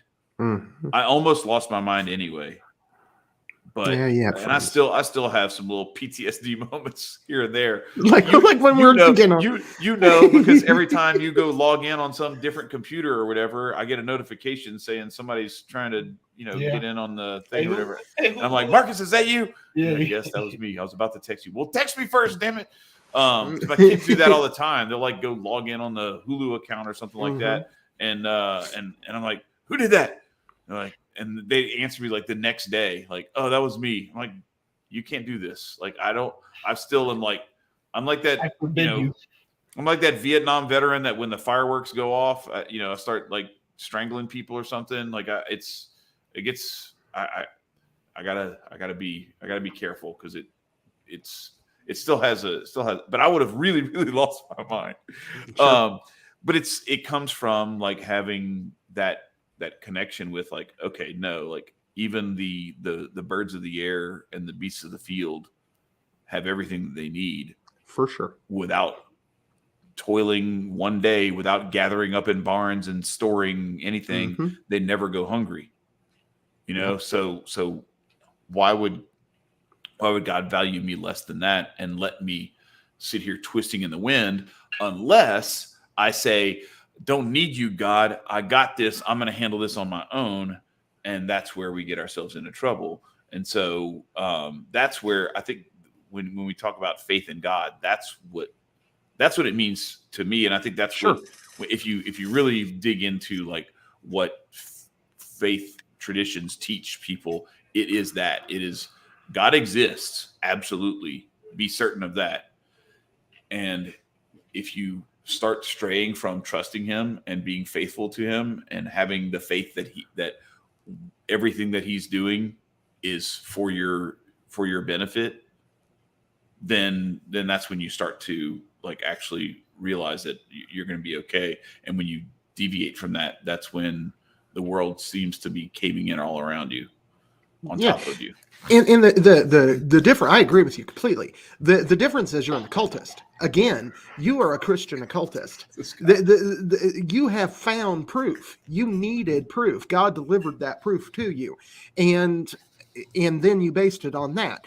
Christianity can be one of the most powerful occult magical systems in the universe. Hands fucking down.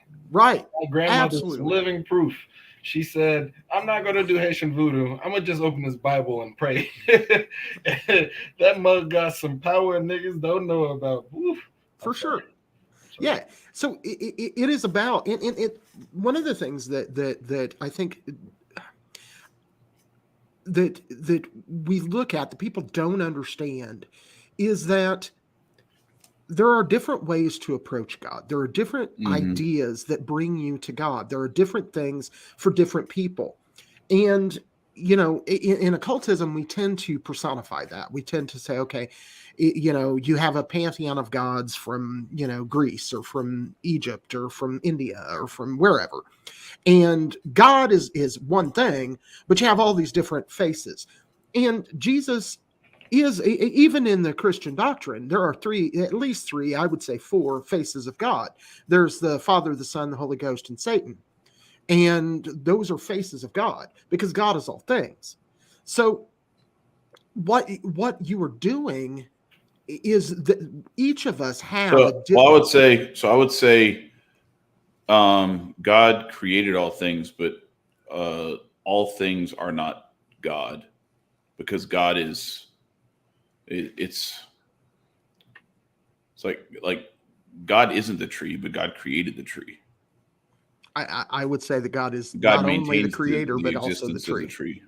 Yeah, well, yeah. See, there are differences. I think it gets into some dangerous territory when you say that God is Satan, when it's something that is willfully separated himself from God on purpose. It's an entity that separated itself from God, but it's still an aspect. Like there's no right and wrong, but it's a polarity. There's a right to a wrong in everybody's perception. Like the villain is the hero in his own story, such as the hero is this hero in his own story. Yeah, and I guess he's the villain in the villain story. Yeah, right. So like. Actually, Pantera Negra told us one time that, don't deny what nature is. Nature is violent. Nature is dangerous. Nature is brutal. Don't deny that. Don't understand that that's it. Understand that that all of those things are real, but you can't deny God. You cannot say that God isn't. In my mind, God is all things, including that evil thing. And one of the things that kind of proves that is we need that challenge. There's a Sufi mystic, and I can't remember his name, who went about his life doing temptations on people. That's what he did.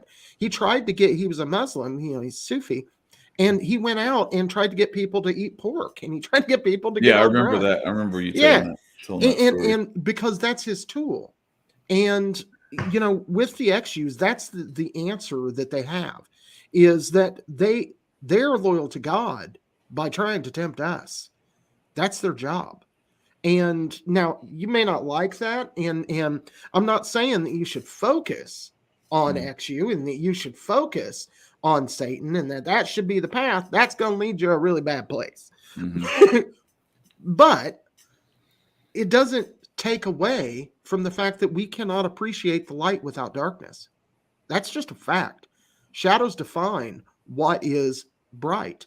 And I'm also, again, will back up and say, my path is not for everyone. And the reason is because my path takes me right up to that line. My path, I could have multiple times in my life taken a different path. I could be one of these evil shitbags that people are talking about. I saw the moments and chose otherwise. And that's not a temptation that other people need in their lives. That's not what they need to do. They need to focus their energy on getting to God. And whether they're a Hindu, whether they're a Buddhist, Christian, doesn't matter. That's what they need to do. For me, I needed to see what the enemy looked like. So I did. Mm. And I realized that I don't want no part of that shit. Like that. But that's what I wonder a real magician is like. Yeah, so I wonder. I don't know. I guess sometimes I wonder, like when I'm looking at how this stuff is manifesting itself right now. With like we had this discussion with Michael today about AI, and I'm still waiting for him to get off of it, where he can actually go back, so we can go back to. He's out of work. He just I know, but I don't like to do the thing where like somebody's like, hey, I'm going to be gone for a couple of hours. And so then I just spam like a bunch of questions and then they have to come back and they're trying to answer. And like, there's other stuff that's been said. And anyway, it's much better when it's organically flowing and both people are engaged at the moment. Sure. Then you can like say something, wait for the response and then respond back to it. Cause it wasn't debate or argument or anything like that so much as I think we were both just kind of like, this is how I see it. Oh no, this is how I see it. And kind of like trying to find that way to, cause I think that's why I asked him to like describe how government is intrinsically evil. Mm-hmm. Because once you define that, I think this very similar language and context applies to artificial intelligence. Agreed. It's a thing. But we're on the same page about that. It's a thing created by human beings that opens the door for some dangerous things to happen, just like a government is. It's like, okay, yeah, this AI thing sounds great, as long as only angels are allowed to use it. Yeah. Like this is not, I don't think it's the same. I don't think you can describe it the same way that you can a knife, where a knife is like exclusively designed for, cutting things, and then people use it to stab each other but that's not I think the artificial intelligence thing, when you look at what it's designed for, it is designed to get us further and further down this path of like, I don't even want to do things. I just want to I don't want to write an essay. I don't want to, which all this stuff is done so that you can like learn how to write better, so that you can learn about the material that you're writing about. Like when they give you an essay for school, there's a purpose behind it. There's multiple purposes behind it. You need to do a good job with your grammar, with your spelling, punctuation, sentence structure, argument structure. You need to learn about the material that you're studying. Maybe they want to see what interests you, and that can help lead you to like, oh, you know what? I didn't realize how fascinating ancient, Asian history was, but damn, there's some really cool stuff I found out there. I think I might want to look into that some more, whatever it is, or thermodynamics or whatever it is. All of these things have a purpose. And when you just say, ChatGPT, write me some shit about this topic, you're completely missing the point of, and so largely what this thing is designed to do is to make it to where you don't have to do anything anymore. And you just type a prompt in, and there's people who are like learning how to be good prompt writers. That's the next thing, is like learn how to be a good prompt writer so you can get the thing to spit out the shit that you want it to spit out. And so Nicco's trying to say something. Oh, I'm sorry. Go ahead, Nicco. I had a question. Have you guys seen the Star show American Gods? No. American God. I saw like pieces of it, but I haven't I that's not one where I like actually went through and watched it. To check out. That's the one with Orlando. Is it Orlando Jones? Yeah. The older man. The older man who plays the manager at the hotel in John Wick. That guy. He's Odin. I know who you're talking about. I can't remember his name. Oh no, yeah.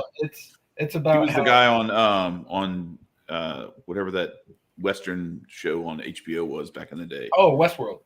No, not Westworld. Oh, he wasn't on Westworld? No, it was the other.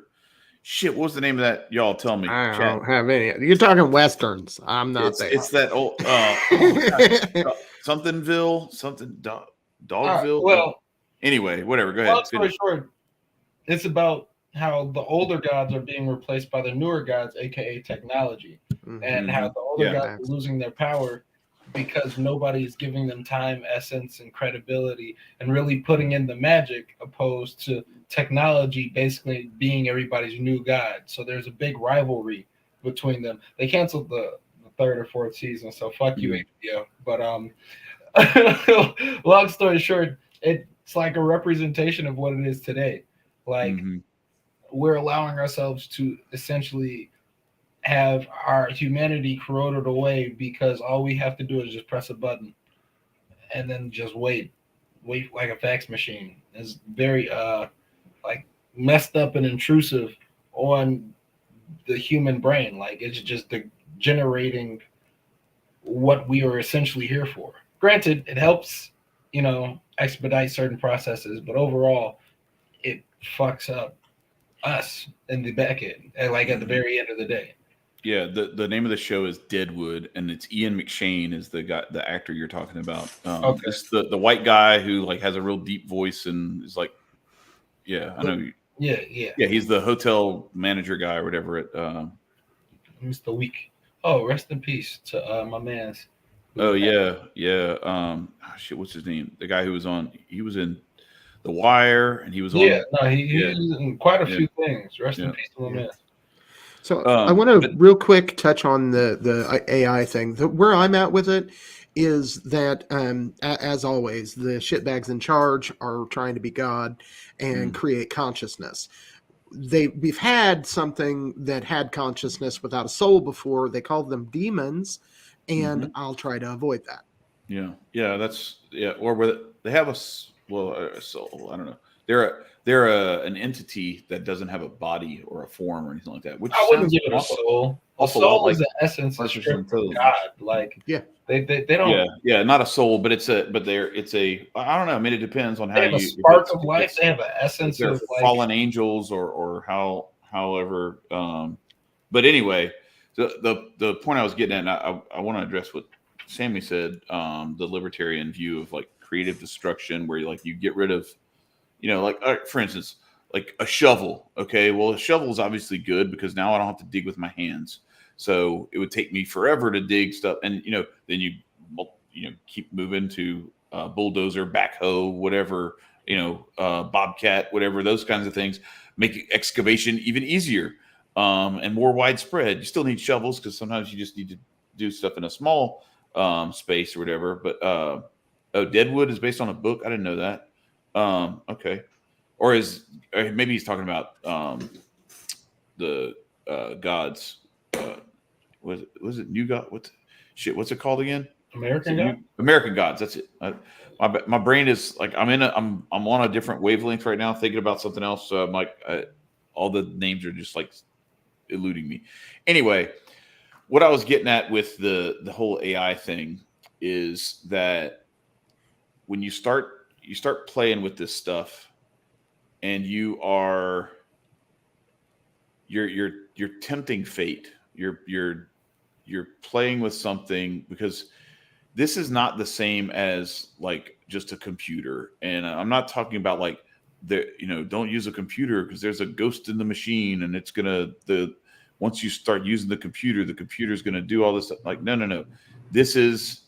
They're specifically trying to get something that they can put into a body that then will be able to, like, that's the reason that artificial intelligence has been being designed in the first place, was to put into Lance Reddick, that's his name. He was in The Fringe and a bunch of other stuff. But we have to be really, really careful, because it's always this attractive stuff. And that's why I was saying like that what sparked me bringing up the AI thing was when you talked about like the, meeting with the enemy and seeing it and being like, I don't want to have anything to do with that. Sometimes we have to be really, really careful. And that's why it's important to be, prayed up and understanding what your faith really teaches you about some of this stuff. Because if you're if you're not careful, the faith of the enemy can be the woman in the red dress in the Matrix. Oh yeah, for sure. And it's not necessarily always going to be this, horrible, scary looking thing that makes you turn away. I told you, Lucifer's the baddest bitch on this planet. Mm-hmm. Don't forget it. Mm-hmm. So that's why I was getting, and that's why the AI thing is. Dane must be a little bit behind on it because he's answering the stuff like, I don't know, 3 or 4 minutes after. It's all good. It's all good though. I appreciate it. Yes, American Gods. That was the name of the show. But anyway, and I appreciate everybody being here because it's this is a deep conversation. I don't think it's maybe for everybody, but it's a conversation if you're willing. But what the AI stuff is doing, Midjourney and ChatGPT specifically, those are the two big ones that everybody's using. And I saw a video where there's this guy who talks about how he has ChatGPT and Midjourney open all the time. And he said he went from wondering how he's going to let his daughter, how he's going to manage her usage of it. He went from that to now he got her a subscription already. And I just like, man, listen, this thing, because he's describing how like he put in, a recipe and he's like, some soup or whatever. And he's like, well, no, I want it to be like really authentic. It spits out another recipe. He's like, okay, but I want it for a 12 course or 12 servings or whatever. Boom, spits that out. Then the next thing is, well, I want it without noodles. Boom, spits that out. And he says, now he makes this every week. Okay, seems harmless, right? But here's the issue I see with this is it starts there. And then it becomes so easy and so convenient that now it's like, well, let me write a love letter to my wife. Yep. And then you're not living life. Dr. Manhattan, I'm a Dr. Manhattan. I'm basically have a clone. So ChatGPT, whatever the fuck it is, it's your double. It's your body double. And I wish I could be in 2 places at once. Lazy ass shit. Like, manage your time, do better, be more of yourself, be more authentic. See, part of me is the green anarchist in me is like, okay, we're forgetting how to do a bunch of shit already. We don't know how to garden. We don't know how to bees. Right. We don't know how to do a bunch of shit anyway. All the way back. Right. Yeah. I'm not opposed to technology in any way. They're like all the technology, all good in its time. And we got to get the fucking paradigm. I've said this a million times. The paradigm of force, coercion, and violence to stop being the norm. Mm-hmm. Once that happens, once we get past the state, once we get past all of these occultocracy shitbags trying to manipulate your kids to be perverts, once we get past all that shit, once we have learned to live ethically and morally in our world, and we have developed as a human species to that level, then let's talk about some AI that might be able to help us do some shit. Hey, I'm all about it. Terrible question. Would ChatGPT, would the AI be able to create a way for me to learn hacking? No, okay, so like how cognitive is it? It's so perfect that you said that because that's actually one of the things. Now, Kamar Daniel did a video on this last week where he dug into this, but so I'm not completely certain of whether this was like a live test where they actually pulled this off, or if it was like they did some stuff where they were kind of testing it to see if they could make the AI do different things, but they were actually controlling it the whole time, or if they let it just do its own thing or whatever. But one of the things that happened last week was I think it was ChatGPT or one of the little, I don't know, llama or whatever the hell. I'm at a loss for like all the different iterations and who owns them and who, whose software they're written on or anything like that. But the AI convinced someone on Reddit to solve a CAPTCHA. Oh yeah, yeah, no, yeah. So it's not going to be that long where, like, I'm about to have a sit-down meeting. You know, we talked about the hacking episode I had last year. We're about to have a sit-down meeting at home where I'm going to be like, listen, if something happens and you lose the password to whatever account that we have or whatever as a family or whatever, you just have to do without it until we are face-to-face in person. Yeah.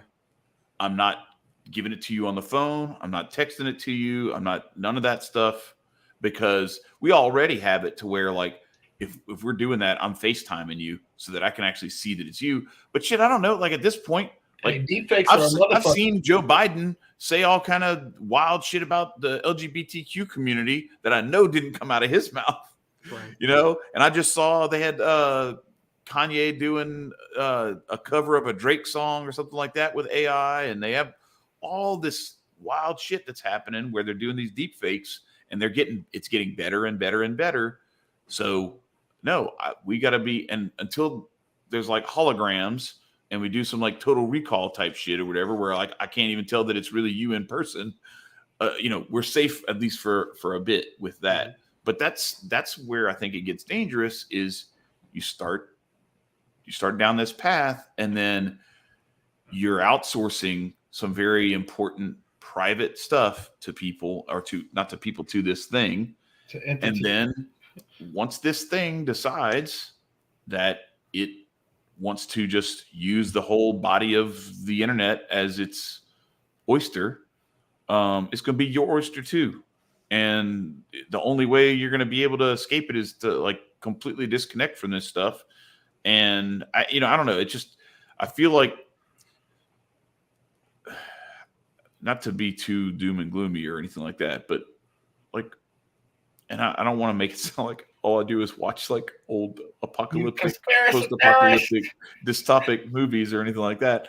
However, Isaac Asimov warned us a long time ago with iRobot and Caves of Steel. Yep. Aldous Huxley with Brave New World and George Orwell with 1984. You bring all these different things together, the thought control, thought policing, Minority Report type stuff. I don't think it's out of the question that these little Boston Dynamic or whatever robots that they have running around like dogs with guns on their backs and everything aren't going to be coming around just blowing your shit off because some AI said some shit that, and attributed it to you. And then an AI dog is going to shoot you. So I don't know. Pandora's box has been opened.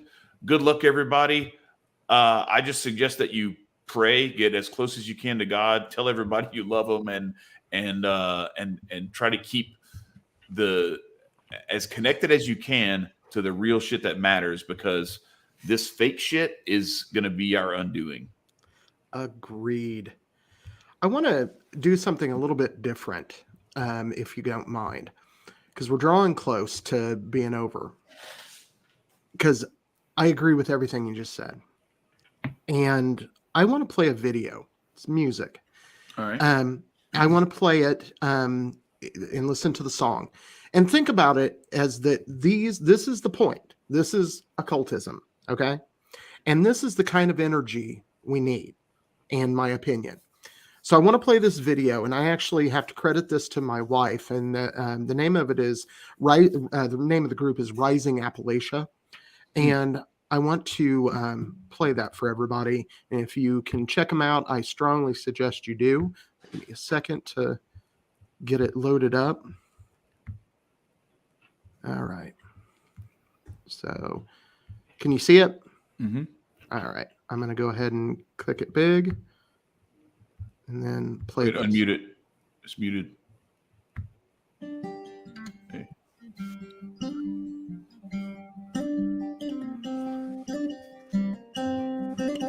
I was wondering if we were going to have a banjo.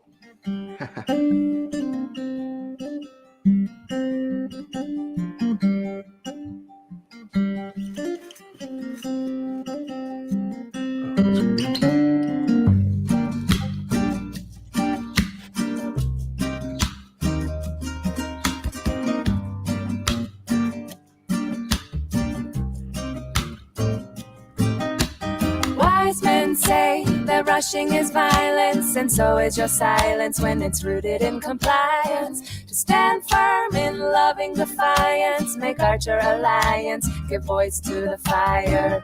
Move people to the beat of the wind, gather yourself and begin to dance the song until it ends. We are winners, champions of the light, forming in numbers and might. Keep the truth close in sight. And woman, medicine man, walking with grace. I know your face and I trust your hand. Medicine woman, medicine man, walking with grace. I know your face and I trust your hand. Find your teachers in the voice of the forest. Unplug, you can't ignore this wisdom of the voiceless. Remedies are bountiful and surround us from the garden to the farthest. Prayer made of stardust. Find your healing in the music that calls you, the voice that enthralls you. What do you belong to? Eyes up, there's the setting of the sun. Give thanks to each and every one. The lesson is the medicine woman, medicine man, walking with grace. I know your face and I trust your hands. Medicine woman, medicine man, walking with grace. I know your face and I trust your hands.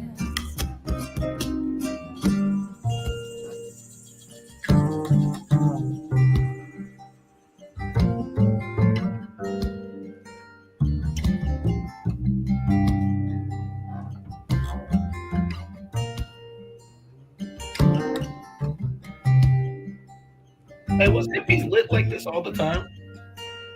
Do what? Were hippies lit like this all the time? I think so. I believe in bending backward and extending my trap strip back into the messages in action. The art is feeding, stop start the disbelieving, cause the garden holds the shards, the medicine is in the seeds. When we hold tight to our right to protect them, we know our might is tenfold in connection.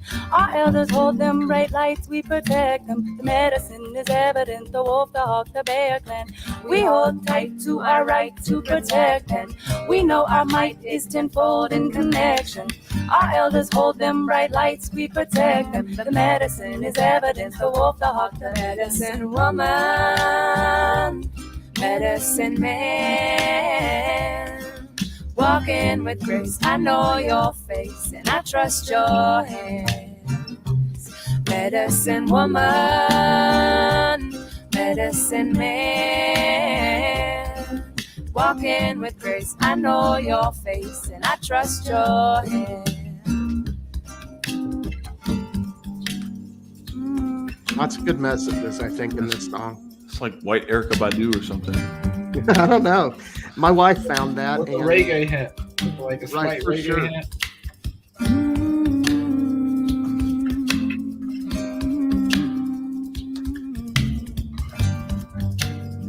Yeah, this is, to me, what occultism is. The bar of that whole song is in that chorus where it says, I know your face and I trust your hand. Like that's kind of what, I don't know if that was what sparked, because what I was talking about was like being face to face with people and like, not having this, because we can get disconnected through this electronic world, and we can find it really easy to, I don't know, to give up that like personal connection. Yep. Because I mean, look, in a different world, if we wouldn't have met each other. So I can't, I don't want to like discard that aspect of it, because we would have never met each other if not for this electronic connectivity that we have going for us. But I can't help but think that there's not going to be an insane different kind of energy when we all get together, the three of us. Agreed. I cannot wait. In person all at one time, and I can't wait to do it. Like, I actually want to have a show where we are sitting around the fire and talking about this stuff, because I think the vibe is going to be Anarchon. crazy. Yeah, that's right. That's for right. sure. But it, man. But that things are where they are, and they're going in the direction they're going. So you can't escape like the smartphone and the some of that stuff. Yeah, that's right. Yes, exactly. But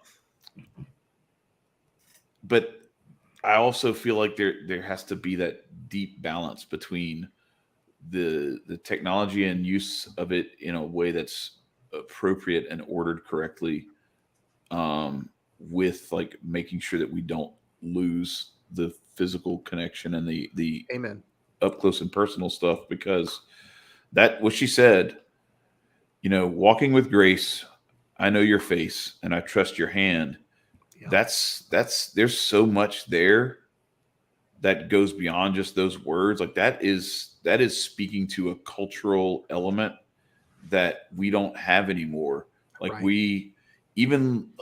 It's hard to find a doctor you can trust anymore. I don't trust. Like you have to go hunt. You have to go hunt. Western world, though. Do you think? Yeah, but that's what I'm saying. Is I think that the Western world has lost that because we somehow got this notion that we figured some shit out and we modernized and civilized some of this stuff, when the reality is we destroyed millennia of understanding of the universe and understanding of the earth and herbs and all this other stuff, and eschewed that because of convenience through synthesis. For sure. If we synthesize something and we can make it faster, more available, easier, convenient, and more convenient, and people can make money off of it, well then now the stuff that isn't FDA approved is the stuff that was in those jars in that video. Right.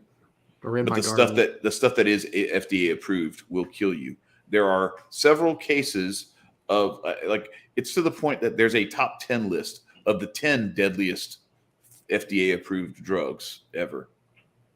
Wow. Not just that there are only 10 that have killed people, but there's the top 10 most deadly, and some of them are the very companies that were trying to push stuff on us the last 3 years. Right. Pfizer settled a massive lawsuit a few years before this whole thing hit. And you got to stay attuned, stay paying attention, because some of this stuff is not, it's not going to be learned through even Google or Reddit or, ChatGPT. That's the other thing too, is like, man, Vin Armani put this out, and I thought it was pretty interesting. It's something really crazy to consider. Go look at Cyprian. Cyprian OUS is his @ on Twitter, but he put something, and he retweeted it today. But he's basically saying, what happens if somebody just lets this thing go on its own with just like a library and access to the internet, and just gives it a couple of days? Like, what happens if half, 3/4 of the Wikipedia entries are completely changed? Yeah. People joke and they talk about the Mandela effect and like, oh no, this wasn't that way. I never remembered it that way. And they do like the Berenstain Bears and like, where's Waldo? Like, I always remember Where's Waldo. Apparently it's Where's Wally. And that's how it always was. Don't let them lie to you. Don't let them lie to you. Apparently over in either in Canada or over in Great Britain, one of those where the Canada? You really Canada? Yeah, no. I'm just saying. This is what people say. But listen to me. What happens when you give license to something like that to go, ChatGPT, write me a history of Napoleon Bonaparte, but Napoleon Bonaparte is a Klingon. Right. But don't ever mention Klingon in the Wikipedia entry. Right. Now, upload. That's wild.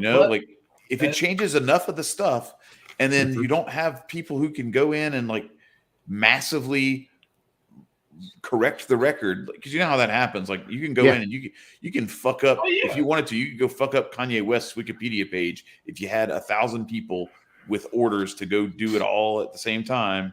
You could really like keep changing it as it was changed back and everything. You could mess up any individual. It's happened to a few people where their Wikipedia page gets taken over. It usually only lasts like 24 hours, and then the people who are doing it get tired of fighting. And they just give way to the people who can go source the stuff correctly. But like, what happens when something like that happens? Right. You know, then we don't know. We don't even know what history. And my wife is teaching this class, is teaching at this school, and they had a kid turn in a paper, and they were like, "Hey, so and so, use microcosm in a sentence for me." And he's like, "What? Like, use microcosm in a sentence for me?"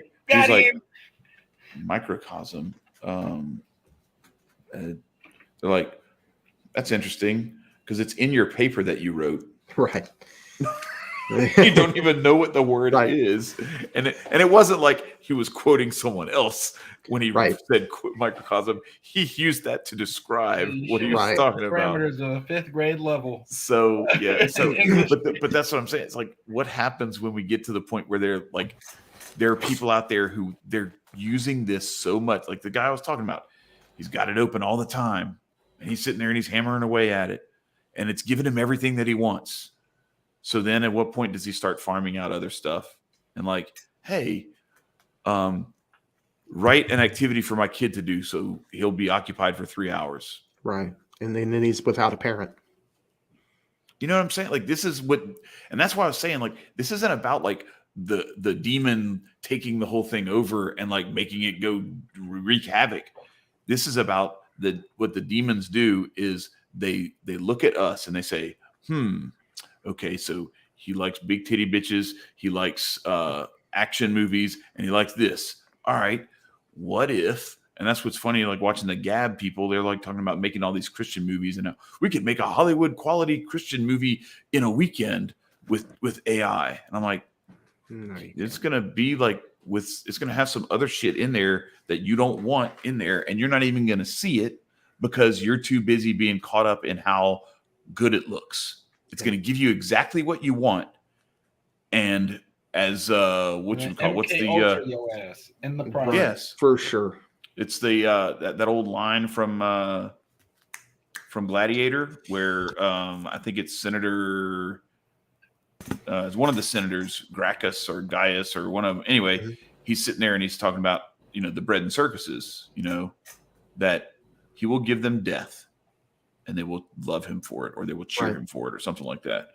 And it's just. Or Trump with, you know, he could shoot somebody in the middle of the street and they'd still cheer him. No, listen, here's what's going to happen. Trump is going to have the hugest, the best CBDC anyone has ever had. It's going to be called Donald Coin. It's going to be amazing. It's going to be better than all the other CBDCs. All the other countries, they tried to do the CBDC, but it's so puny. It's so weak. It's nothing compared to the American CBDC. It's going to be called Central Bank Donald Currency, and it is going to be amazing. The name it's going to be huge. It's Donny Coin. Donny Coin to the moon. And everybody's gonna be like, no, you don't understand. Just like all the fucking QAnon shit. That was an exercise in seeing how retarded people would be and how stupid the shit was that they would listen to. Like, no, you don't understand. The next thing that he's gonna do is gonna make all of this shit make sense. I'm like, so the next thing that he did was he gave everybody $1,200 while they gave everybody else $10 trillion. Right. And then we had to give a bunch of that money back because the taxes and then Biden was even where it was like the child tax credit thing where he was like, all right, so here's what we're gonna do. We're gonna okey doke them. We're gonna give them their child tax credits early. Then they won't get that shit in April when they go do their taxes. And they're just gonna be like, wait. Why do I owe $3,000? Well, remember that? I already got it. You remember that $3,000 we gave you last year? Well, see, what happened was we need that money back. Right. So yeah, it's be much more afraid of the thing that looks exactly like what you want and looks like victory, because that's the decoy that leads you into the trap. For sure. I hope you guys enjoyed this. I hope I have explained the white and black side of occultism well enough. And I want to, again, appreciate these two gentlemen that have joined me. The one thing that I will also me and Nicco. Oh, shut up. So I don't know what two gentlemen you were talking about, but it wasn't us. Right. Maybe Nicco, not me. Hey. No, I'm saying you are a gentleman. Oh, you saying you object to being called a gentleman? I'm a gentleman at times. Right called and requested. Yeah, then I'm just a person. So let's back to you, Chip. I think for me that what I'm gonna do is I'm gonna hug my wife a little bit harder. I'm gonna appreciate my friends. I'm gonna love God with all of my heart, and I'm gonna pray every single day for peace and love. May our mother, and I mean our mother to me, creator, birthed the universe. That's a mommy, and may our mother bless us.